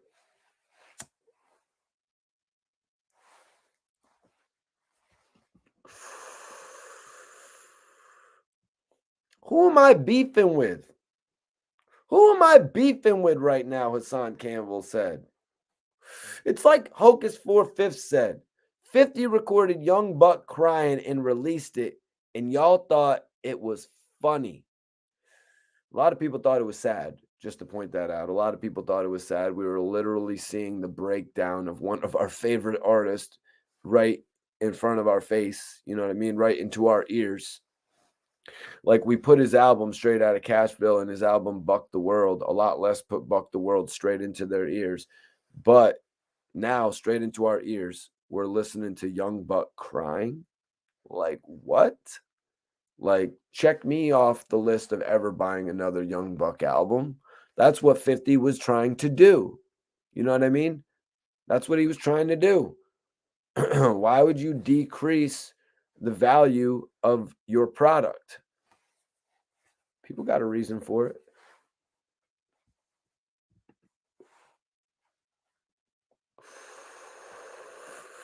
$50 asks how I know to record it. Because Young Buck was on his way to being a superstar. Young Buck was on his way to being a superstar, in my opinion. I think, but his sales never added up. His sales just never added up because the first album did like 261,000, 260,000 first week. The second album only did $150 first week. It was pretty much over for him at that point.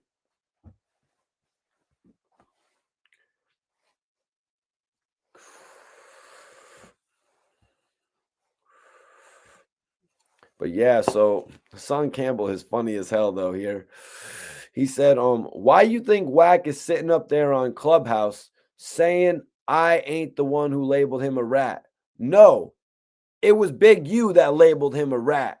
The case is solved. Hassan said, y'all mad at me. I beat him at his own game.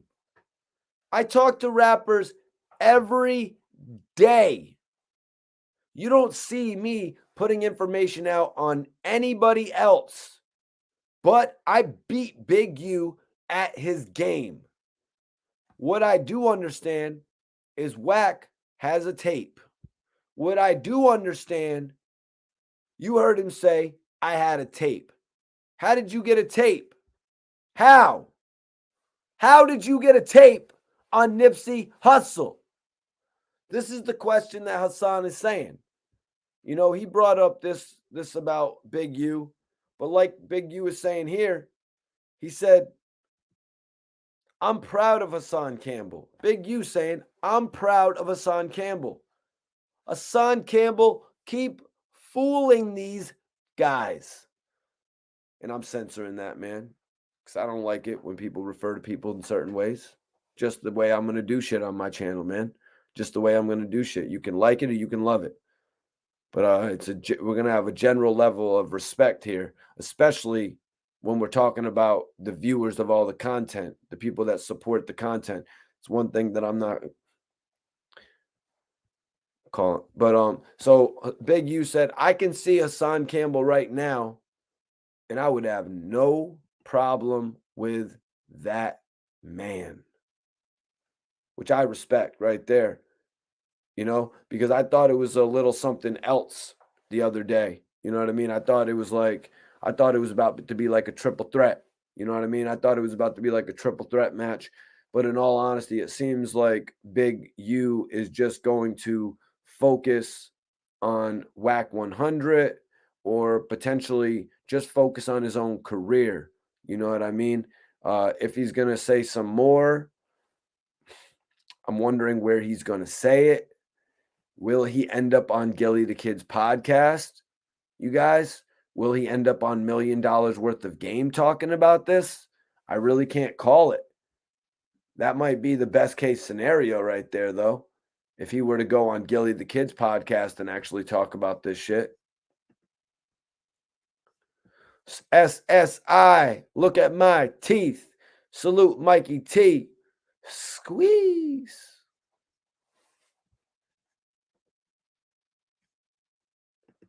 Nah, G Herbo, I don't think that. But, I don't be thinking that type of shit about people, man.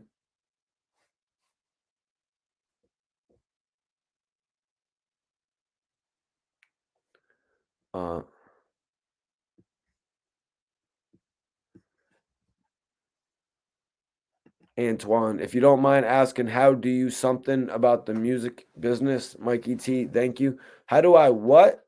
Sorry, I'm not understanding that question. How and why?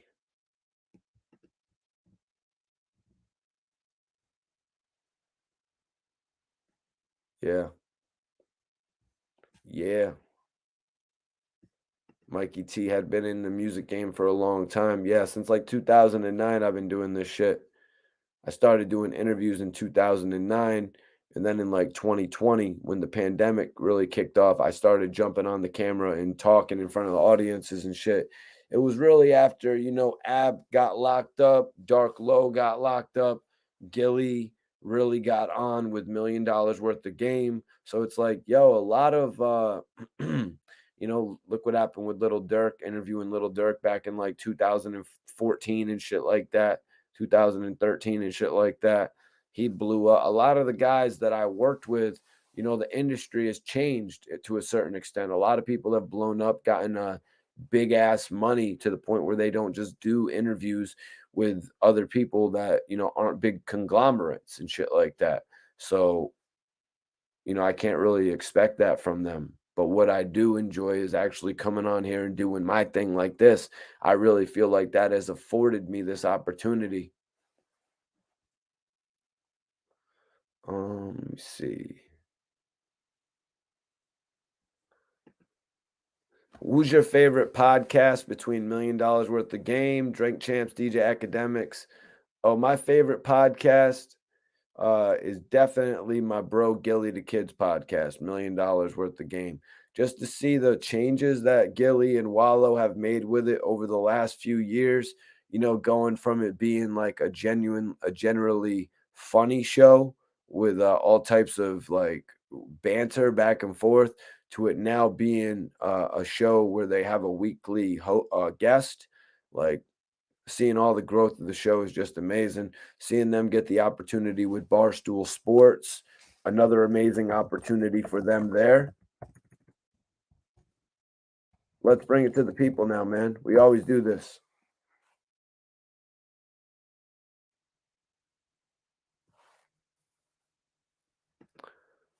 Let's do it, man. Let's do some open questions. If anybody has any open questions tonight, if anybody wants to ask me anything, the floor is all yours tonight. The floor is yours now, I mean.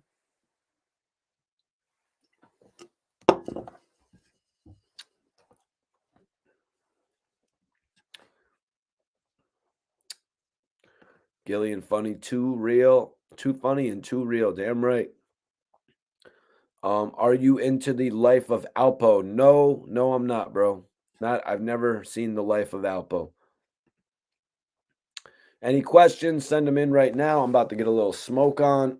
About to get a little smoke on. You dig?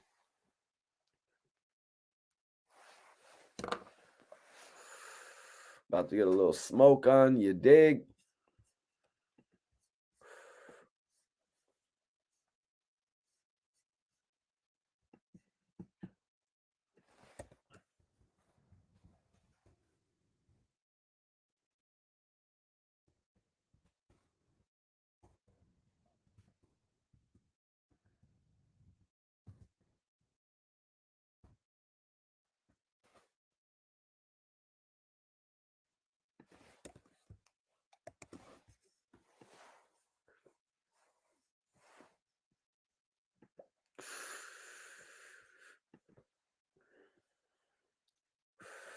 KD said the life of Alpo Doc was interesting.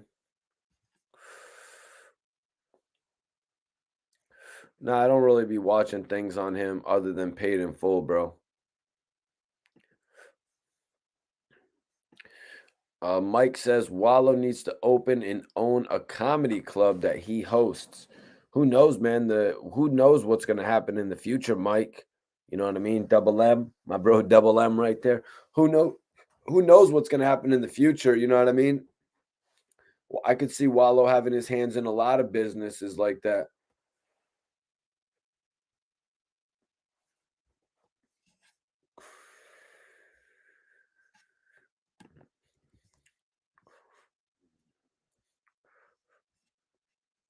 Has Gillie ever asked you to come by his show? Well, I mean, in the very early stages of it, Gillie would always invite me to the filming of the show when they would actually be filming. Gillie's the man. You know what I mean? Gillie's the man. But I've never been on Gillie's show. But Gillie told me back in the day when they were first filming, he was like, you can always come by the studio.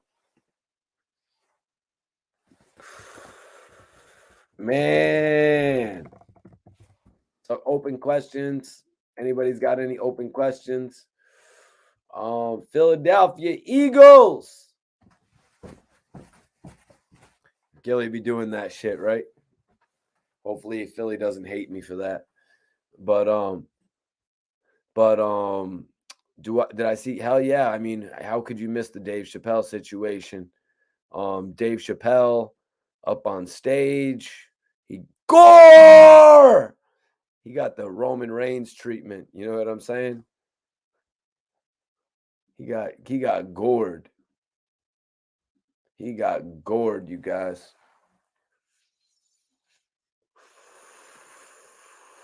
KD says that Chappelle tackle was, what does that say? Mud?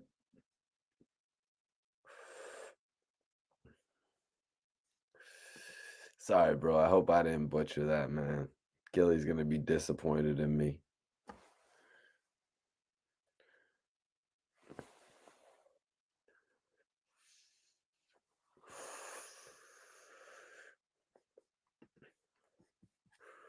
Anybody got any open questions? I always do open questions to end the show. Always do open questions at the end of the show, just so you guys know. I want everybody to subscribe to the channel. If you guys haven't subscribed yet, make sure you subscribe right now.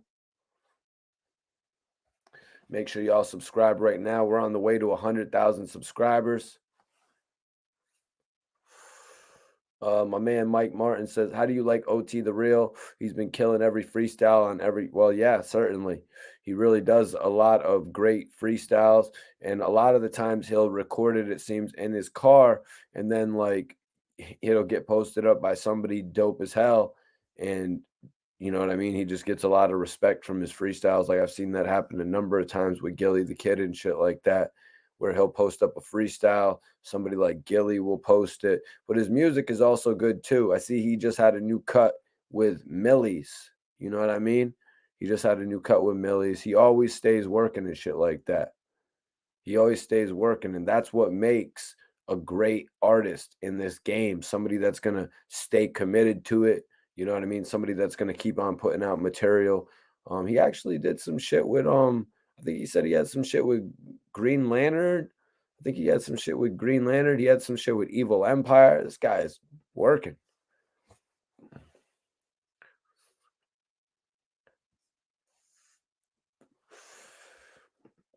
I'm not too familiar with Trap Lore Ross.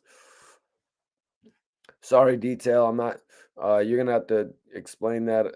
Maybe tell me a little bit about it or something like that. I'm not too familiar. They have a DMX doc. It's HBO Max. Okay. What's it called, bro? I'm going to look that up. You know, I love DMX. Been listening to his shit since I was 10 years old, really. It was really some of the first music that I was ever introduced to in reality, because I be getting tight at my mom because I'm like back in the day, like when I hung out with one of my good friends, his mom was like quizzing me on like some of the greatest musicians or whatever, like the, you know, like the rock and roll from back in the day and shit like that. And I didn't know what any of it was. And then I was like, man, how didn't my mom play none of that shit for me? You know what I mean? Just tell me a little bit about it or something. I think my mom was into Elvis or something like that. So maybe that's why. But I didn't know all them rock bands and shit like that. But yeah, when I was like 10, my brother's friend, this kid named Mike, actually had the first DMX album, the second DMX album, because they actually did that same year. They did that same shit that they did with Pac and that they tried to do with 50 by putting out 2 albums in the same year. 50 was like, nah, I'm good. I want to put out a G Unit album. I want to put out me plus 2, 3 other artists that I can potentially put out as products.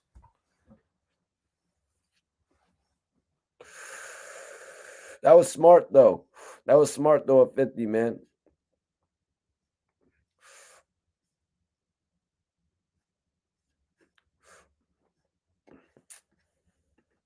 Yeah, salute to Millie's. He actually gave me a dope opportunity to interview him not too long ago. Yup, Mike. I knew it because he's working with some legends right now, man. Top five I'm listening to right now. Top 5 I'm listening to right now, bro. You know, it's Lil Durk, obviously. Lil Durk. Obviously, NBA YoungBoy's putting out a lot of material, I gotta say. I mean, he put out Changes. He put out the new album with DaBaby this year, even though the Baby album got not the greatest reception. So, but I mean, I'm saying, obviously, I'm still listening to Dark Low's album. He put out 3 albums last year. Let me see. Who else am I listening to? Millie's, every time he puts something out. I think he's working on Blanco 5 right now, but he actually put out but that was last year, the Dave East album. Benny the Butcher, of course, Benny the Butcher. So I guess that's my top 5 I'm listening to right now.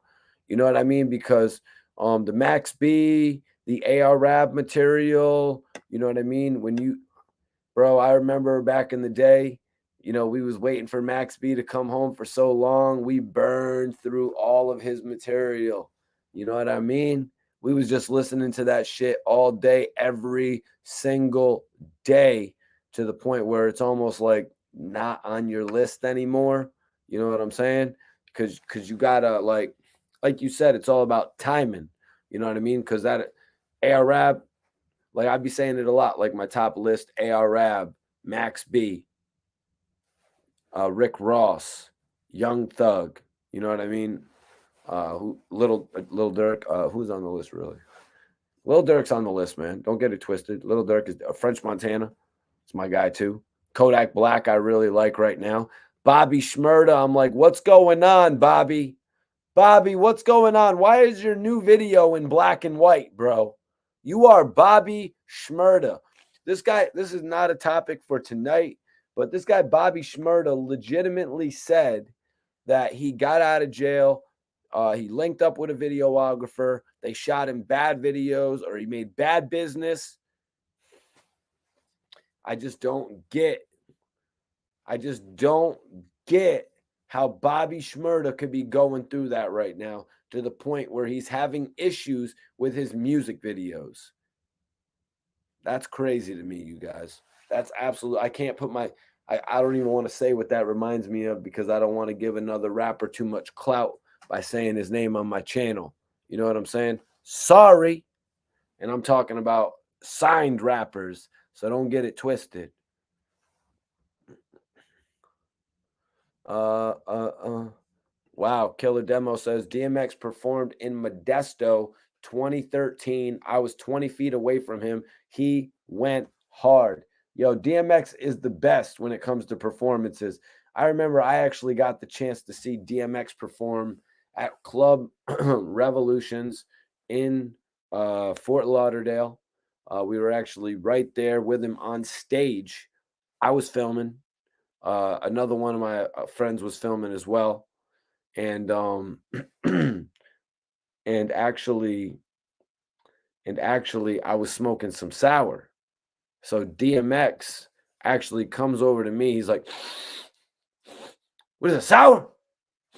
I'm like, "Yeah, yeah." So he's like, "Let me hit that shit."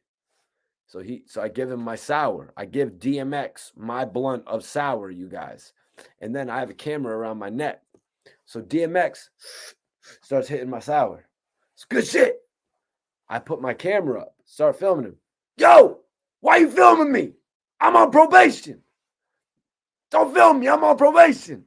So I started filming DMX when he was actually, he was on camera smoking. Very, very bad.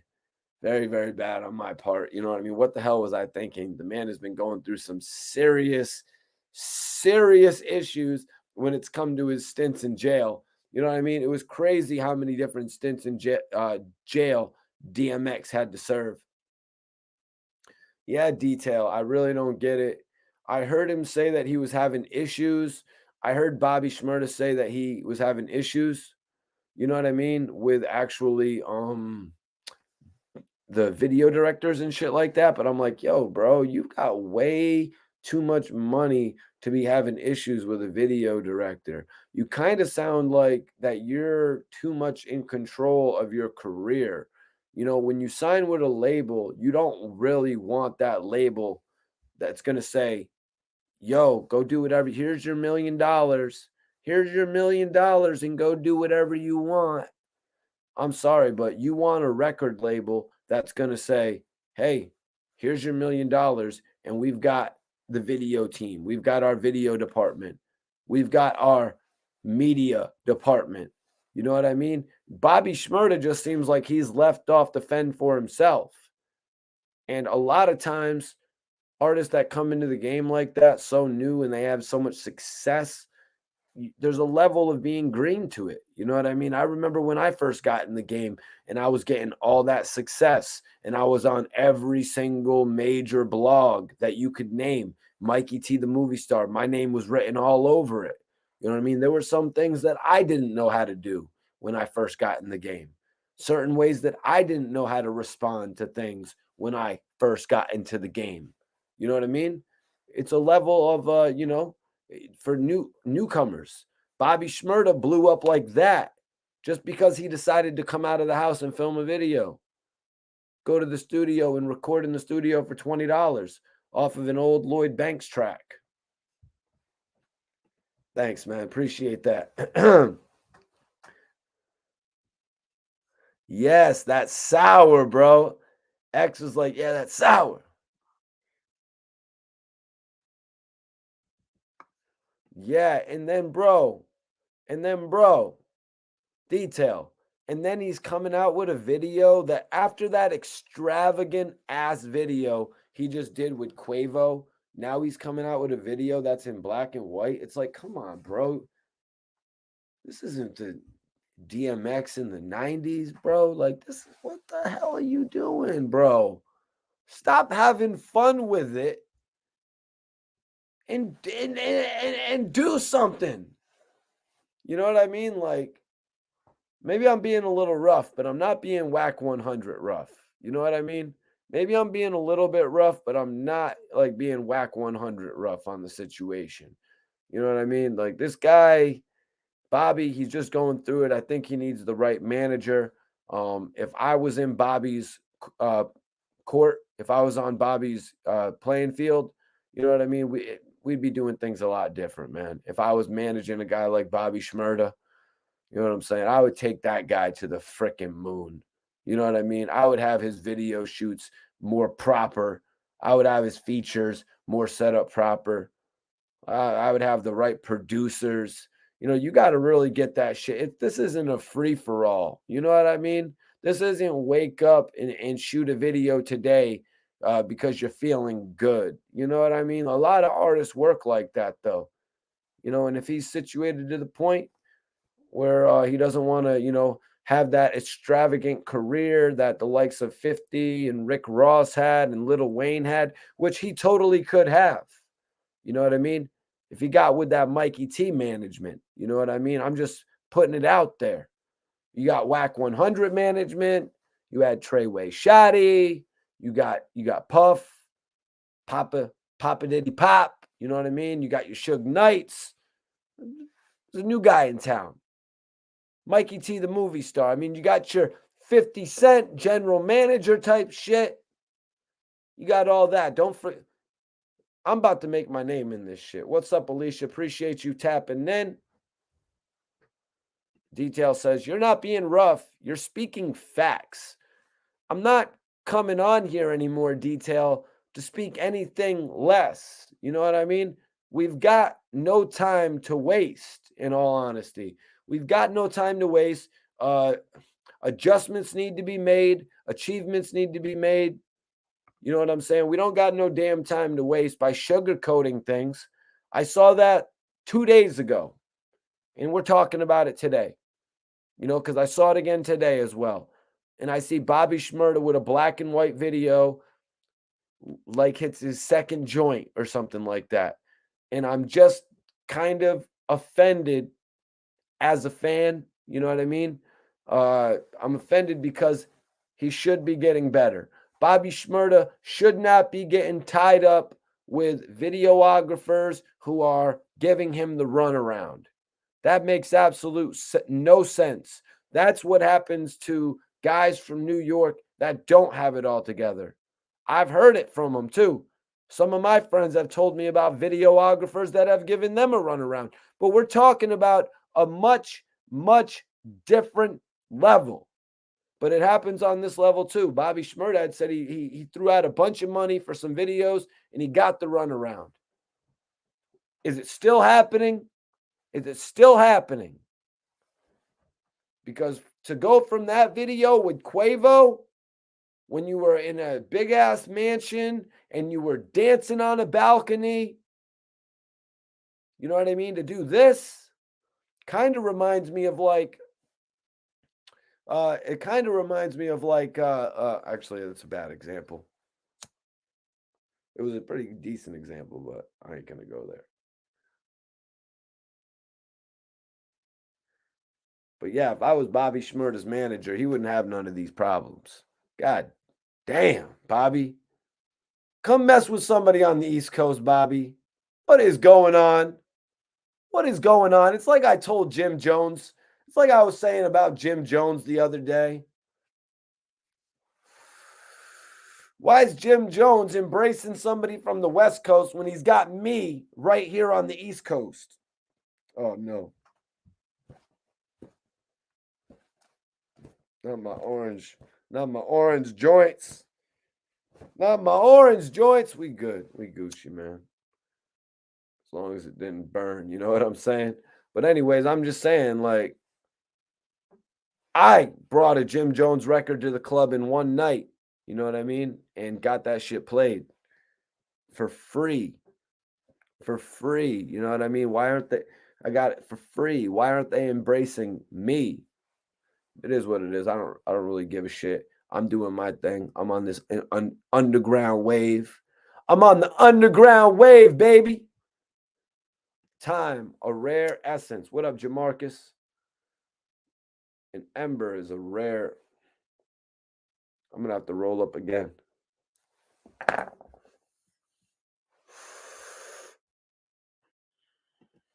Mike Martin says, I like Bobby Shmurda too. But those twerking videos killed his buzz. Keep it real. Stay focused. You already know, Will. Definitely. That's all we do. Keep it real. Stay focused.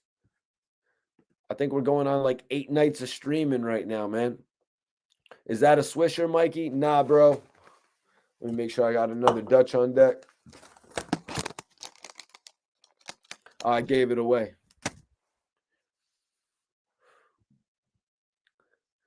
Detail. Who am I talking about? Detail?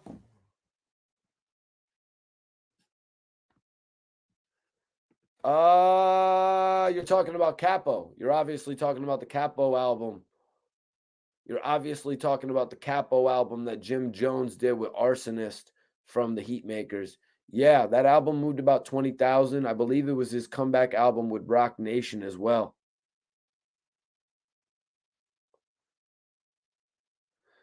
Yo, is the black and white video out yet, KD? Or is it just or is it actually just a trailer on his page? Because I haven't gone to watch it, man. Like, come on, bro. It's 2022. Is it all in black and white? Let me know, bro. Please tell me it's not all in black and white. I could respect a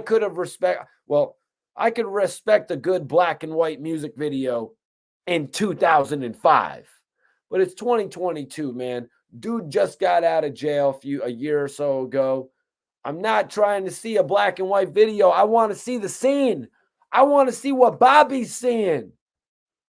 Show me your life. Show me your life. I don't want to just see a room of people dancing, man. I done been seeing that for the last 7 years while you've been locked up. I want to see life from your perspective. Is that all you wanted to show me was a room full of people doing the Macarena? Because I'm straight on that, man. I'm cool on that. Din, my bad. 060. Nah, I don't smoke woods, man. I don't smoke woods. I did buy backwood like a week ago, though. Smoked the wood about a week ago. But I don't usually buy them. You know what I mean? I bought the wood. It was a little bit annoying rolling up, just to be real. It's a mix of color and black and white. All right, good. I will go check it out. KD. I appreciate you being in here. Make sure you're subscribed if you're not, man. This is what I do. I try to interact with everybody in the room so we can have some great discussion, man. But also we focus on the topics. There's always an intro to the show where everybody taps in. You let me know where you're from. You let me know what you're smoking on. You know what I mean? What strain you're on. You know, tonight I'm on the runts. You know what I'm saying? But also, then we have a beginning, middle, end, and then we have the outro. You know what I'm saying? We got an outro always. Wow, Killer Demo says, I never seen a Dutch here in Cali. Crazy, man. That's crazy. You never seen a Dutch in Cali. Wow, bro. I believe it. Man. My dude, AG from out there, he told me that he's out on the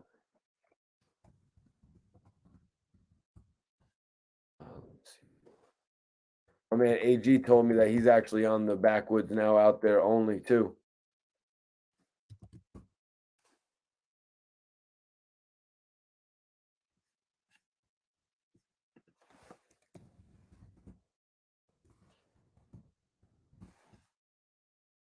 Yeah, man, I'm thinking about getting onto the backwoods though, Din. I'm thinking about getting onto the backwoods, Din. Why would you tell me that I should be smoking this runts out of a backwood, bro? Like what would be the main reason? Cuz yeah, I was into the swishers as well. You know what I mean? When Rick Ross was saying you got to let the blunt breathe. That's what Rick Ross was saying back in the day. He's like, you got to let the blunt breathe. I was like, let me try this swisher out. And we was all on the swishers for a minute. What's going on, official? Appreciate you for tapping in. She says, salute, new to the channel. Backwoods, too strong. Primal Raps for me. Primal Raps. I've never seen Primal Raps. Let me give them a quick look up real quick. Let me see what the Primal Raps are looking like. But that's what I always thought at first as well. That I was always thinking that the backwoods were a little bit harsh. Oh, I see what these Primal Raps are looking like. I see what they're looking like. Okay. All natural hemp cones. Endo. 800 count. Jesus. $150 for 800 of those things. It is a room full of people dancing, though. LOL. That's awesome, man. That's awesome. Yeah, Jamar, I was actually on the Phillies really early on. Those were the first cigars that I turned to after, I hate to admit it, but I keep it real with you guys. You know what I mean? After smoking blunt wraps, mango, sour apple, Blueberry too, right? Watermelon. Yeah, they had all of them, I guess. What was another one, you guys? Was there another blunt wrap, you guys? Because I named them mango, blueberry, sour apple, watermelon. Was there another blunt wrap that I'm missing out on? Or did I just, because I swear, man, if I done smoked them all, man, I might as well quit this shit, honestly. I might as well quit this shit if I done smoked all the blunt wraps. You can't be the realest blogger if you done smoked all the blunt wraps. But in all honesty, I was like 16. You had to be 18 to buy a blunt wrap, and we went to this one store right across the river from me. So I would go in, I'd be like, let me get the mango blunt wrap. Make that 2 of them, actually, since you're going to actually give it to me. Raw king size peanut butter cookies. DB Chef is smoking good tonight. Shit, what's everybody smoking? Put it in the chat. I'm smoking runts. Let me see if this one's empty just so I can put it to the side. I'm smoking runts tonight.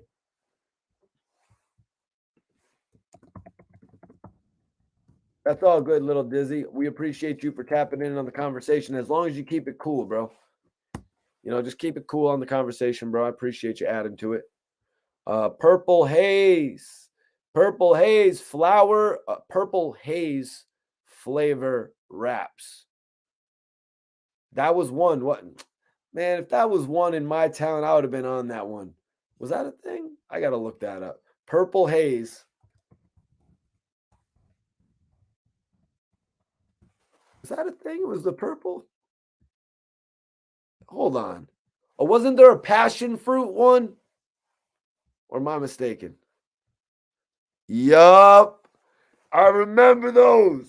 Oh, shit. I remember those, man. Oh, God. I got to quit smoking weed, man. I got to quit smoking weed. What is wrong with me? Oh, Alicia, you're still on the white runts? That's what's up.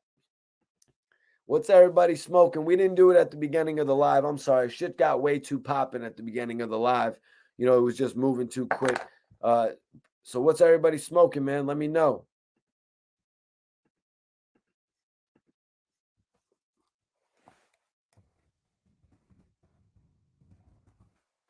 What's everybody smoking in here? Let me know.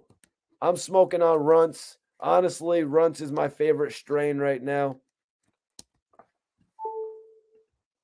I'm on a cookies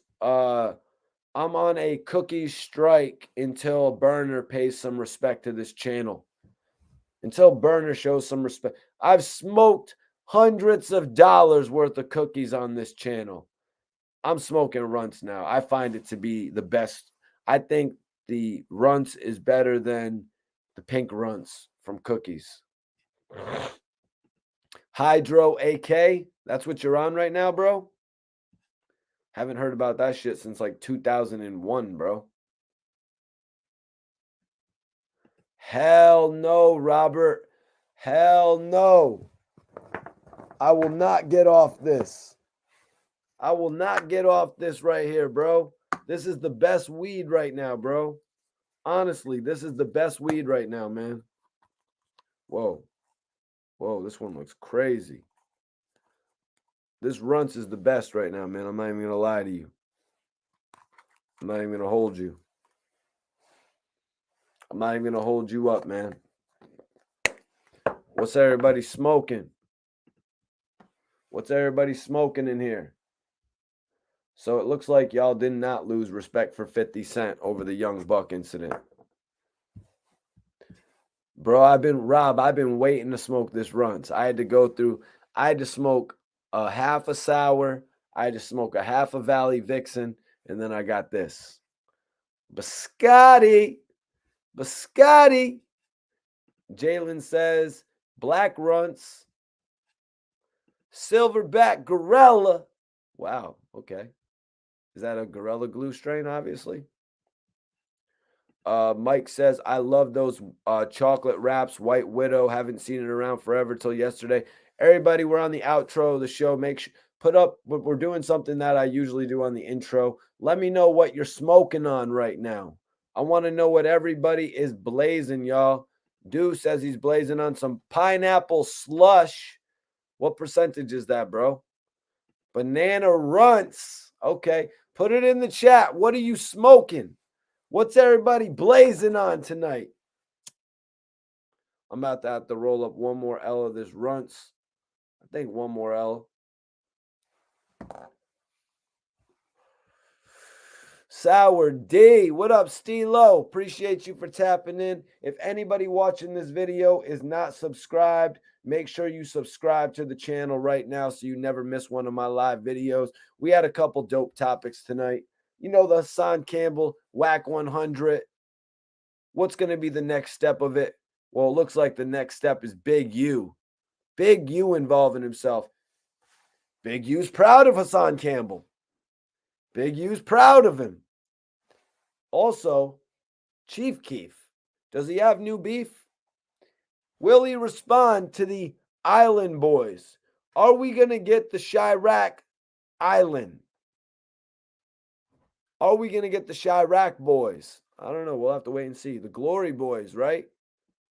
Interesting. Glory Boys, Island Boys. Interesting. Blue Dream. Robert smoking on that Blue Dream. I got to put this down. I'm just procrastinating, you guys.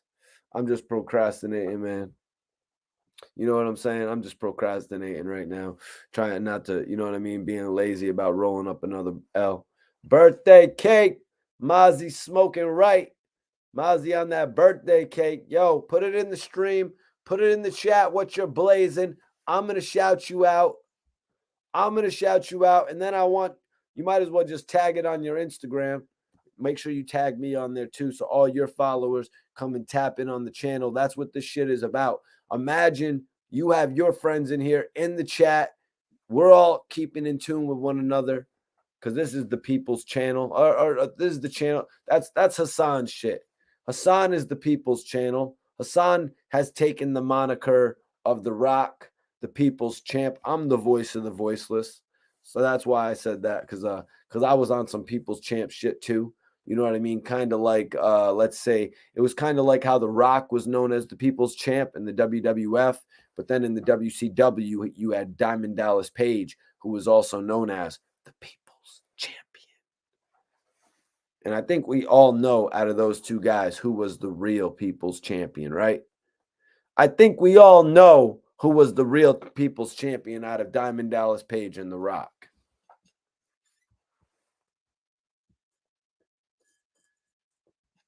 Yo, Rob, what are you talking about, bro? Which strain are you talking about, brother?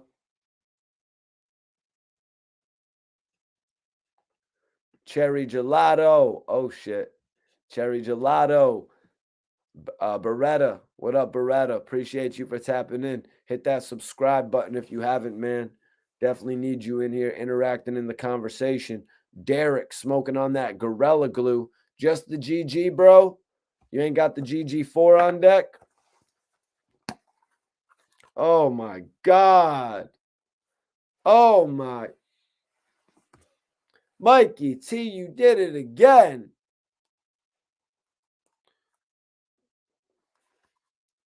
Let's do it, man. Let's do it.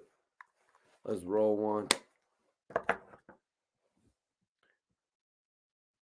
Yo, come on, man. It's a sativa.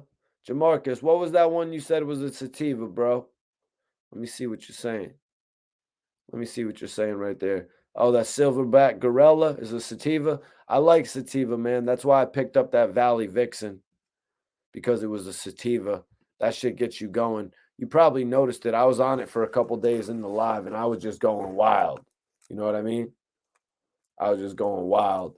LA Kush Cake, Philadelphia Eagles. What's popping with you, King? Major salute.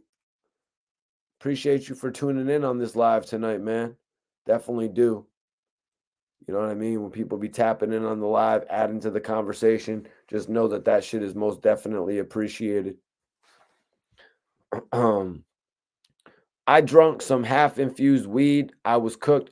Is that shit that like all that weed drink that people be on and shit like that? I never really tried that, man. I never really tried that. 20%. The pineapple slush. Share and hit that like button. My guy All Pro is in the building. Robert says the Island Boys are just like 6ix9ine, except they don't have as many songs, bro. Like you can't really say that because 6ix9ine like legitimately had a bunch of songs when he first came out. You know what I mean? He had like the first song, the second song, the third song with Fetty Wap and Boogie, A Boogie. Then he had the fourth song, Billy. You know what I mean? He legitimately had a bunch of songs. So you really can't put him in that same category. The Island Boys released a song called The Island Boys because the freestyle went viral. And then they, got it together where they could release a song behind it. And then following that, they actually released another single called Trina that flopped. Their Island Boys song actually did like 13, 14 million views on the internet, on YouTube. It translated from the TikTok fan base to the YouTube fan base. But their second song, after doing 10 million, 10, 12, 13 million views on Island Boys, their next song, Trina, only did like 250,000 views at this point. So you can take what you will from that. You know what I mean? But they need to keep searching for another viral hit. You know what I mean? I kind of liken it to what I'm doing. I look at myself as an artist too. You're always looking for your next hit, your next hit video. That's what we're doing. They're looking for their next hit song. I'm looking for my next hit video. You're only as good as your last hit. They say that about musicians. Don't think it doesn't ring true for bloggers as well. You know what I mean? I'm going out there and I'm knocking shit out of the park, though, you guys.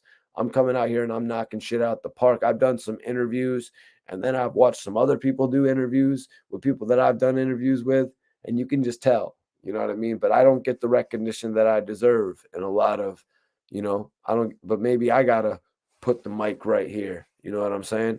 I'm going to do it. I'm going to do it. I'm going to bet on myself. I've been doing that for 15 years. I've been doing that shit the whole time, betting on myself. Oh, shit. Jamarcus on that lamb's breath. Never heard of it. Never heard of it, bro.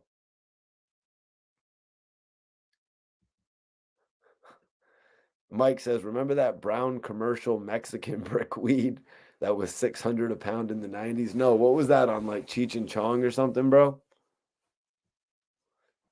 Israel Grace says, we're fried off the pen. Pens are cool as well. Yeah, pens are cool. They just don't do it for me, really. Like sometimes, though, if I'm, when do I like to smoke pens? I really don't like to smoke pens in anymore.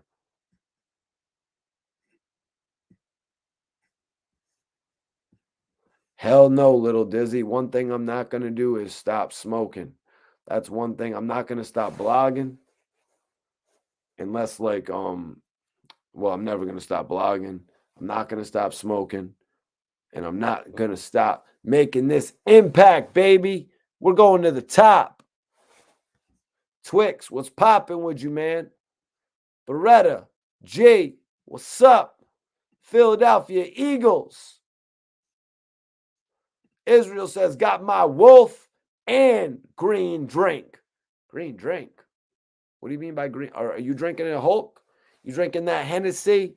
You drinking that Hennessy mixed up with the Alizé? Oh, no. No. Excuse me. The Incredible Hulk is the Hennessy mixed with the Hypnotic, baby. Is that what you're doing over there, man? I ain't done that in a whole lot of years, probably since I was like 22 when I was throwing shows in the club and shit. Nice. Little McDonald's. Ain't nothing wrong with McDonald's. You know what I'm saying? Ain't nothing wrong with McDonald's. Certainly go grab yourself a little Mickey D's. Hit that little 350 deal. You know what I'm saying? Maybe even get you a little McFlurry, a little $5 McFlurry. You know what I'm saying? Even get the Chips Ahoy joint. That's one that I've enjoyed. It. Sometimes I'd be pulling up. I think I told this story on live a few nights ago. I pull up to McDonald's. Skirt. Hey, what's good? You got the Chips Ahoy McFlurry?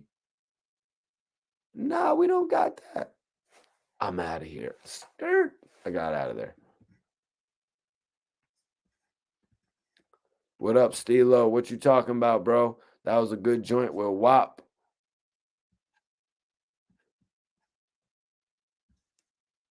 Gelato. Cover Girl 718. I appreciate you for tapping in. If you're not subscribed, make sure you subscribe to the channel. I see you're smoking that Balato. Balato. Balato. I never heard of Balato. Balato. I see it pops right up though. Balato strain. Damn. That Balato hybrid looks pretty good. So she's got the Balato with the orange Kush grape Dutch. Haven't smoked a grape Dutch in such a long time, but we was talking about that the other night on the stream, actually. Okay, London. I'm in London. I'm in London. You know, I like to shop at the mall. Yeah. Yeah. Shout out to Andrew, man. Shout out to Andrew. Appreciate you tapping in all the way from London, man. I'm coming to London as soon as I get a chance. I'm coming to London to shop at the mall. You heard? Smoke a pack of that raspberry tart. Okay, you're on it, bro. You're on it, Jeremy. I see you, bro.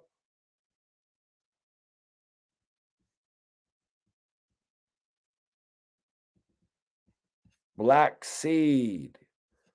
What up, what up, what up, Chris? What's popping with you, Chris? How you doing tonight, man? South Philly. South Philly's in the building. Okay. Okay, I appreciate everybody for tapping in from every different part of the country that you're tapping in from. Where y'all from, man? Where y'all from? I want to know. We got 130 people in here. What states are y'all from, man?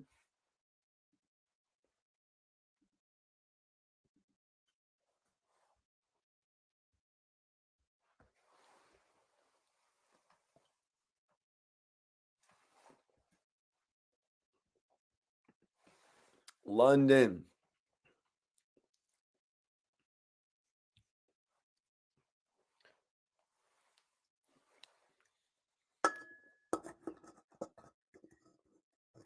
Thank you. I appreciate you.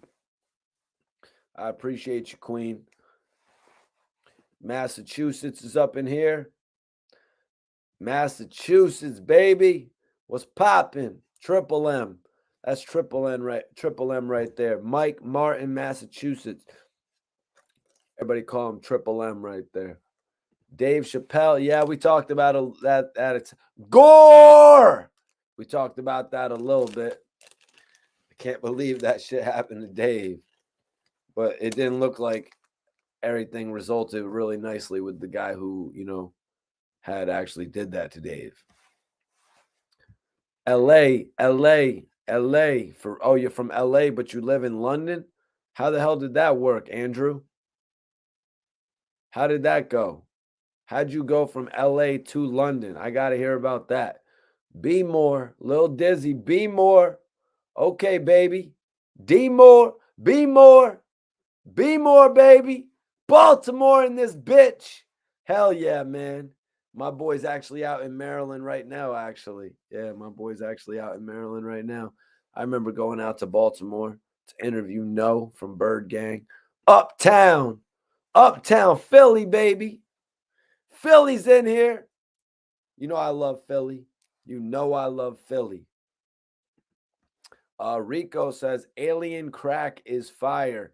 Yeah, the alien strands, I've only smoked through the vape pens. I know a lot of people come in here and say the alien strains are really good. I've only smoked them through a vape pen, and the freaking vape pens actually had a wick on them, so they would always burn out on me, and it really sucked. Green crack is dope, though. Back in the day, smoking green crack, that shit would always get you lit. But I feel like it's kind of played out right now. But a lot of people in the chat be saying they be smoking on that green crack. So, yo, Cover Girl, I appreciate you for subscribing. Definitely appreciate you for subscribing. ABY, New England, DC. What up? What up? DC, Phoenix, Arizona. Phoenix, Arizona's in here. Man, I remember I was at the airport in Phoenix. Delicious food. Delicious food in the airport of Phoenix. Thank you for tapping in tonight. Guys, hold on one second. We got some more states here. We got Ohio. Let me know where you're tapping in from, guys. Let me know where you're from tonight. Before we get up out of here, I want to know where everybody's from. We usually do that at the beginning of the video. Make sure y'all subscribe right now, though. If you haven't, let me know what you're smoking, what part of the country y'all are from. You heard? I want to know what part of the country y'all are from, where everybody's tapping in from. I'm rolling up some gas. Birmingham plus Cheshire, United Kingdom. Okay, United Kingdom is flooded in here. Bro, KD, it's 6 o'clock over there in the morning, bro, and you've been on here rocking. The District of Columbia, DC, baby.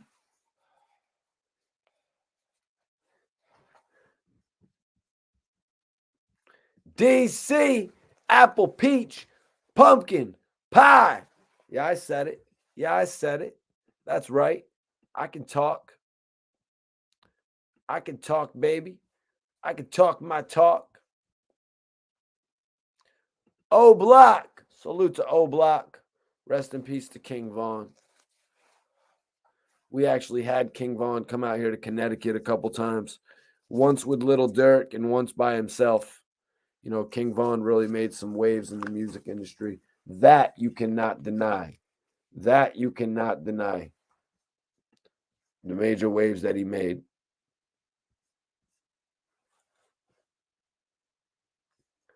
I keep trying to go to sleep and you roll another L and I stay up.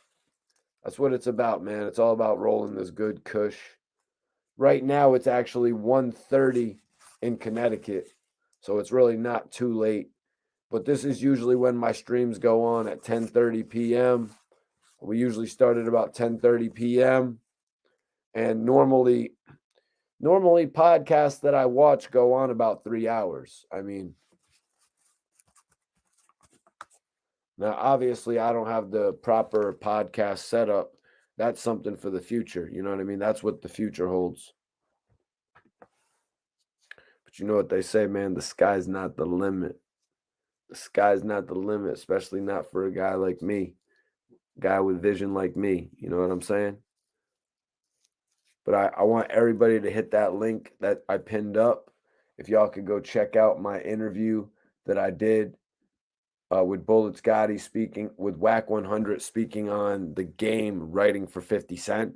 It's kind of crazy.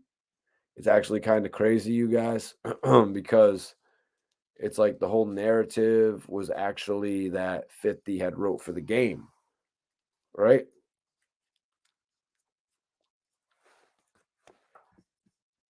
Thank you, Mozzie. Appreciate you for subscribing, bro. And hopefully we'll see you here again relatively soon on the channel for another live discussion. Andrew says 6:29 and just woke up and caught your live from London. That's major, Andrew. That's major, man. I hope you have a good day today out there, man, and enjoy yourself.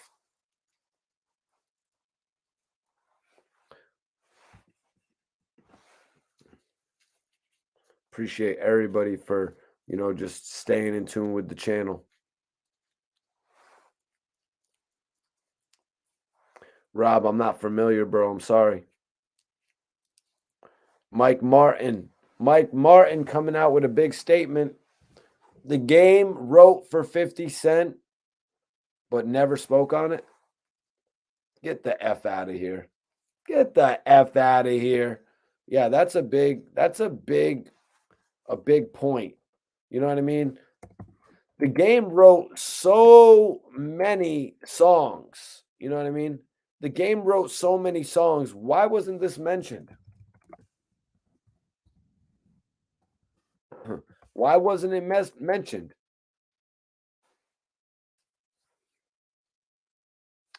No, Andrew, you did not tell us how you got here. Everybody on here, if you're on the gram, I want you guys to follow me back. Whoever follows me on the gram right now, I will follow you guys back immediately. Also, whoever comments on my new interview that I have posted and pinned up, I will follow you back on YouTube. So if you want me to subscribe to your channel, hit the link that I've got pinned up and I will subscribe to everybody who drops a comment.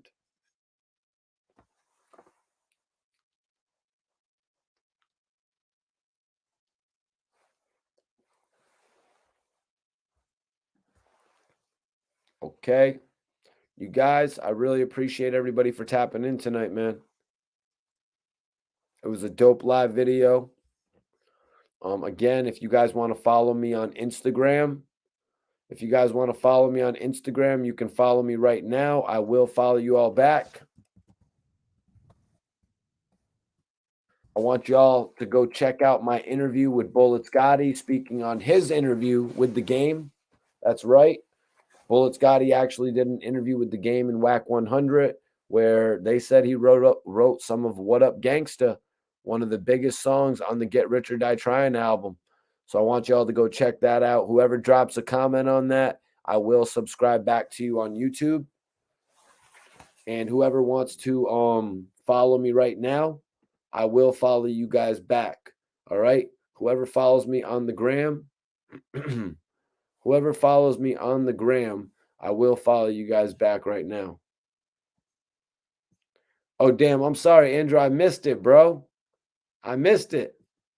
Salute. 10 Toes Down. Great interview with 10 Toes Down. I'm going to be putting pieces of it out. I'm going to put another piece of it out tomorrow as well. Just give me 1 second. Follow me right now. Whoever follows me, I'm following back. Whoever comments on my new interview with Bullet Scotty, I'm going to actually subscribe back to your YouTube channel. Let me go plug this phone in real quick.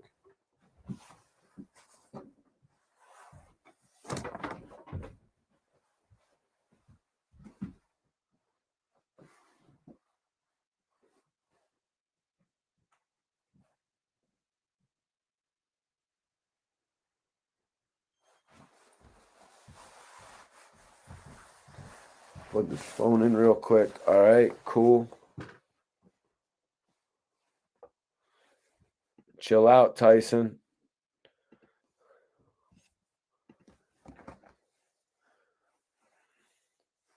Oh, was it 10 Toes?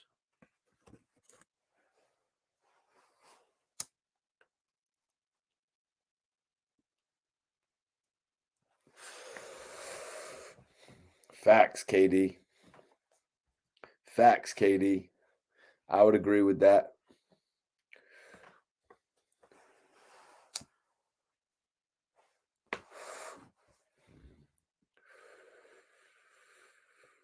Oh, Andrew, my bad. I totally was misunderstanding what you were talking about, bro. My bad, bro. My bad about that. I was totally misunderstanding what you were saying, just to keep it 100 with you.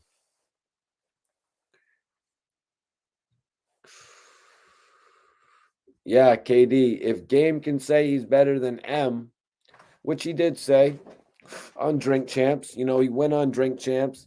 He was talking with Nori. He was saying, yo, I used to think Eminem was better than me. For some reason, he thought Eminem on Slim Shady LP and the Marshall. I guess that's when Eminem was in his prime. You know what I mean? That was pretty much when Eminem was in his prime during those albums, the Slim Shady, the Marshall Mathers, the Eminem Show, and then, Encore, Relapse, Recovery, Marshall Mathers LP2. These albums were kind of like not his prime. Although there are a lot of people that really love the Recovery album. Me personally, I'm more of a Relapse guy. Whole bunch of variables there. You know what I mean? But now the game says he's actually better. The game says he's actually better than him. Okay, because Game, to me, the Game has only declined with every one of his albums. You know what I mean? The Game has legitimately declined with every one of his albums. From the documentary to the Doctor's Advocate, but I mean, the Game actually disagreed with that because the Game said his favorite album was the Doctor's Advocate. Some people could say that, okay, you did the Doctor's Advocate on your own. You did the Doctor's Advocate on your own. You didn't have Dre there. You know what I'm saying? You didn't have the G Unit guys. Although I think the only G Unit guy he really featured on his album was Tony Yayo. You know, he was making a statement with that. You know what I'm saying? He was actually making a statement with that by putting Tony Yayo on his album. That was probably also a move from 50 Cent as well. Because you know they had let me think. They had Lloyd Banks hold up his album The Hunger for More for Tony Yayo, right? Lloyd Banks held up the Hunger for More so Tony Yayo could be on the opening track, which was called Ain't No Click.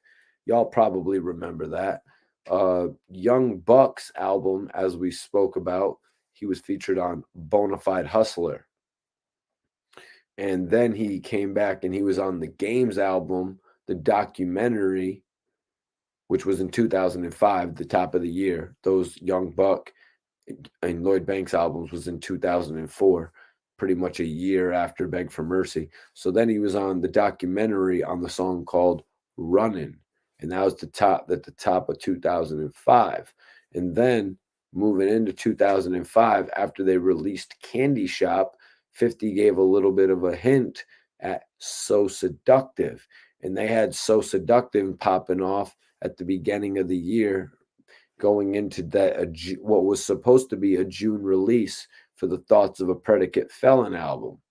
You see what I'm saying here? I'm pretty much laying this all out for you. So 50 pretty much had him riding on singles from all those years. You know, he had him on a couple singles for Beg for Mercy. He actually even had him on Get Rich or Die Trying, a couple singles on Beg for Mercy, on all three of the G Unit solo albums, Banks, Hunger for More, Buck, Straight Outta Cashville, The Game, the documentary, and then he came out, sang the song So Seductive, and then he actually dropped the song and did the whole featurette, the making of the video. Album got pushed back, so he came out with another single, Curious and Pimpin'.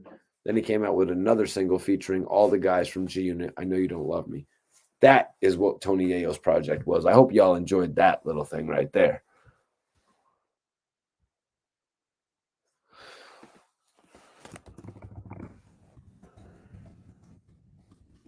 If anybody wants to follow me, you can follow me right here. I'll follow y'all back ASAP. Nah, I didn't hear the Game song with Russ KD. What's it called? That sounds like a cool song. I like to hear it when the Game does some records like that.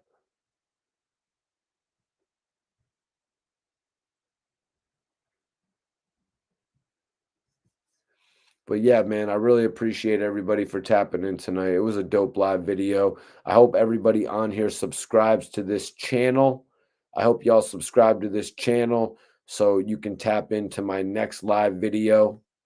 You know what I'm saying? Hope you guys subscribe to this channel. Hit the notification bell so you never miss one of my live videos. I really appreciate the opportunity to build with you all and to discuss shit like this in depth. You know what I mean? My IG is right here. It's Mikey T _ the movie star. Anybody that follows me on the gram, I will follow you back. Also, whoever clicks on my interview that I have pinned up and drops a comment on YouTube, that's right, all 125 of you, if you guys drop a comment on my interview that I have pinned up, Wack 100 speaks on the Game writing for 50 Cent. That was an interview that Bullet Scotty did that I actually interviewed Bullet Scotty about. If you drop a comment on that, I will subscribe back to your YouTube page, y'all. Appreciate everybody for tapping in, though. That'll do it for tonight's show, man. That'll do it for tonight's show. I'm going to give everybody an opportunity to just click that link that's pinned right now so y'all can go drop a comment on there. And also follow me on Instagram, and I will follow you guys back immediately. Let me see real quick. Yep, I got that. We got that. Appreciate you, ZZ. Definitely appreciate you for tapping in. Everybody that tapped in, let me go get my phone. I'm going to follow everybody back right now that follows me. Like literally while we're here live on the air. And I'm going to light up again too.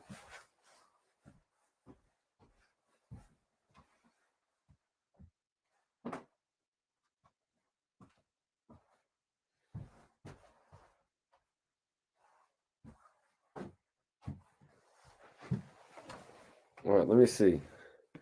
I'm going to follow everybody back. I'm going to follow everybody back that followed me on the gram. If anybody even did follow me, I'm just playing.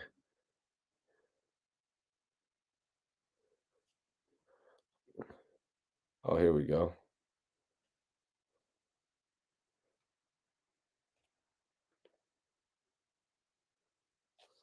Boom. Got you. Got you on the follow back.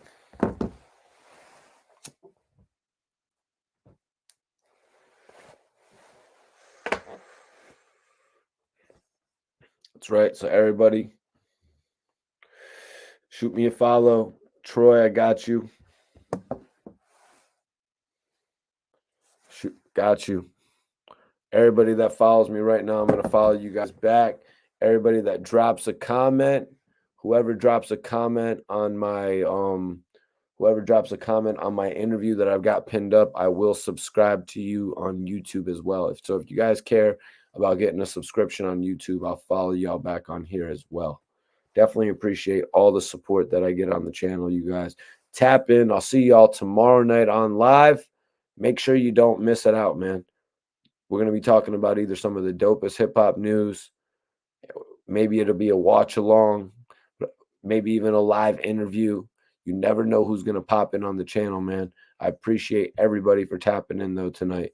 And make sure you hit that notification bell and subscribe to this channel so you don't miss one of these live videos, man. You don't want to miss this live video, man. I'm the most interactive podcast host on the internet here. I'm talking to y'all, man. Let's get it. Let's get it, man. I'll talk to y'all tomorrow night. Major respect.